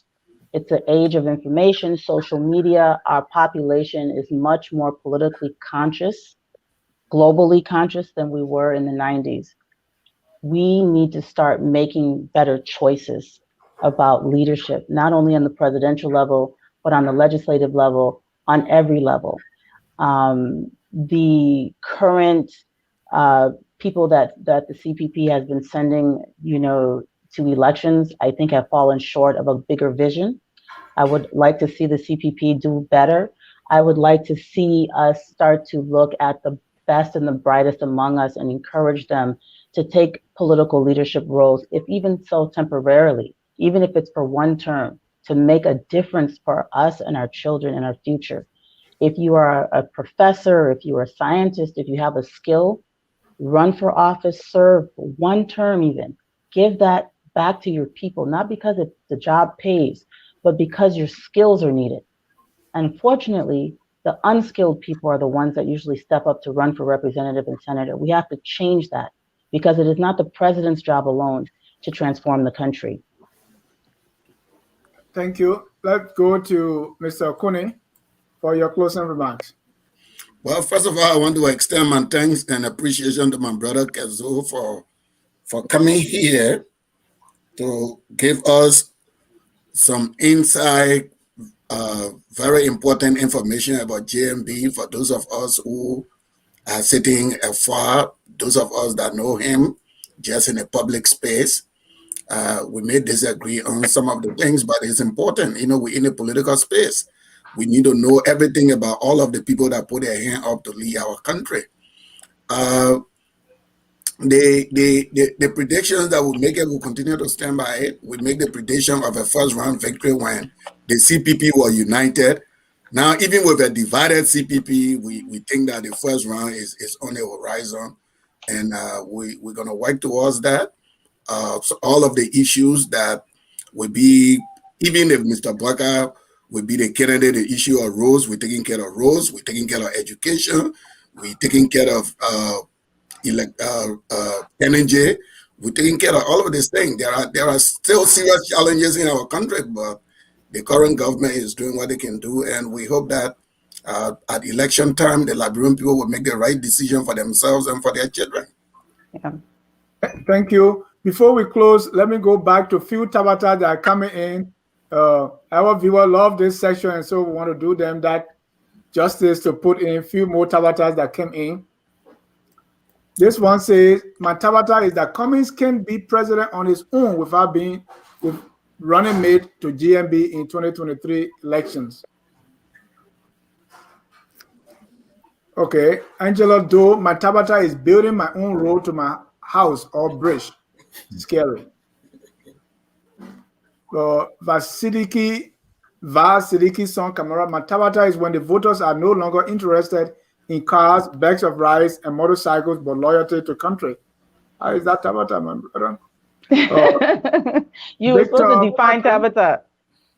Is JMB was sacked by both Samuel Doe and Amos Sawyer for corruption. That's not tabata. All right, let's go back to Mr. Sharif. I want you to give us your closing remarks. All right, so we know that that there is going to be a change of personnel at the executive mansion in 2023, from all indication. But change of personnel is not enough. The laws on the books also have to be revisited. There are all kinds of issues. For instance, you mentioned the issue with the senator from Sino County. There are laws on the books that protect these lawmakers, in some ways. So now he's hiding behind his legislative immunity. So some of these things need to be visited. There's a lot that needs to be done. So if you change the president and you don't change the laws, you don't make the laws in a way that is serviceable to the Liberian people, all you're doing is you're just changing the president. It's almost like, you're putting old soda in a new bottle. It still is the same result. So I will hope that, there will come a leader who will institute good governance, who will drive the Liberian people, who will bring us a purposeful and actionable leadership. And it all starts with the laws on the book. So I hope that will be revisited in time to come. Thank you. Before we bring our guests to say the last word, Charles Barkley, my tabata is in the weakness of our constitution. This one from Gabman Tokba, my tabata is no congressional hearing about the multiple rape cases, ritualistic killings in the country, and the widespread of drugs in Liberia. Now you are having a congressional hearing on traffic infraction. Complete tabata. Well, Vavle Kazali, thank you so much for coming. Let's hear your last word. Thank you very much. And I don't want you people to all go on pause and just listen to me preach as a guest. I just wanted to set a few records straight. Since my purpose here today was to principally tell you who the man Joseph Boakai is. There is this, for an order placed Monday, November 15th, a lot of things have been said has about already Mr. been Boakai. delivered. By the way, Somebody is okay. Go a lot ahead, of things sir. have been said about Mr. Boakai, and despite clear clarifications, the detractors will still go take the issues and throw it out. Number one, he was sacked by this person. Even the person who dismissed the man came and said, I didn't sack the man for corruption. The detractors said, no, you sacked him for corruption, by all means. People say he was 45 years, 42 years, 40, whatever year in government. If you check the time Joseph Boakai worked in government, it will not even reach 30 years. It will not reach 30 years. People don't know that this man owned his own company, Lusu Resources, named after his mother, Omar Lusu. Then he was co-owner of Agro Machines, where they traded in these machines that were used principally for agriculture. People don't know that he served like LORC, the Opportunities Center. They didn't know he was a leader in FLA, Federation of Liberian Youth. These are places that you don't get paid. They don't know he was the president of the Rotary Club. All these activities are humanitarian. They also don't know that he was a member of the UPP. Okay, I heard one of the panelists say today why he was not heard of and this and that. There were so many people in government, high places in government, who couldn't expose themselves, but they supported some of these movements. One clear person I knew and I dealt with regularly was like Omer Cletus Watterson. He was a key supporter of some of these progressive movements, but he was not in the forefront. So you had a lot of people like Joseph Boakai and other people whose conscience led them to support the progressive movement. So these are all things that people, are not aware of. He didn't serve 40 years in government. It's not even 30. He got in the private sector. They have companies. So he didn't wait for next job and just sat around in retirement until they call him to the next job. He was busy growing his family and educating his children. I wanted those things to be clarified. Okay, they can go ahead with their 40, 50 year in government. That's fine. But the truth exists. The truth is on record. The experience, we didn't go even halfway today to talk about this man's experiences that he had in international services and other things that are listed that where he served.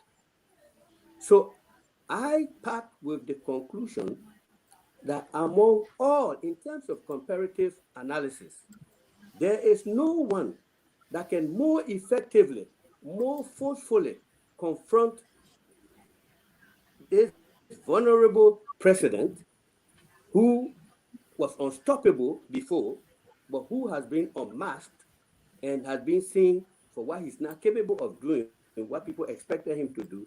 The only person I think we have, the best option we have, is JNB. And I can say that anywhere based on his experience. Lastly, the Constitution of the Republic of Liberia sets a floor for age. You're not 35, you're 34, you can be president. And 34 is a very buoyant age. But the wisdom of the drafters said, no, to be too young, not good for this thing. They set no ceiling. Telling me, if you're 100 years, you can't be. They didn't set that. So all these doctors who are around, medical doctors, the man is sick, the man get battery, the man is old, let them rest. Because I have seen 80-year-old men, vibrant, energetic, alert, than somebody who is 70-year-old. I've seen many of that. So I think the sickness and other things are wishful thinking. So I feel JNB is our best shot if we are to confront the current president. Thank you. Thank you so much. Thank you. Thank you very much for inviting me. I'm always open to you. Just give me a call. Thank you. Next Thursday is Thanksgiving. We are off. The following Thursday, we're going to have a CDC representative in the hot seat, just like Mr. Kesseley, and that will be the president of the CDC USA, Mrs. Constance Swendwopo. Right after that, we are inviting a representative from the ANC to come and be in the hot seat and tell us why Mr. Cummings should be the one. Again, I want to thank you, my panelists, Mr. Kesseley, and all my regular panelists.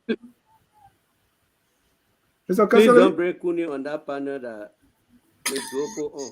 Yeah, you already got Kuni here. You bring another CDC person. Come on, man, Dennis. Come on now. Come on. No, but I have called here and I brought Kesseley. On that note, we want to say thank you so much. We want to thank our viewers for always watching. Keep it here at Focus on Liberia, where we educate, we elevate, and promote all things Liberia. We now end with our song that says, whether you support Cummings or Boakai, Cassell or Gongolo, we are all Liberians. And we must do whatever it takes to make Liberia Thank you. that glorious land of liberty. Good night and God bless. We are Liberians.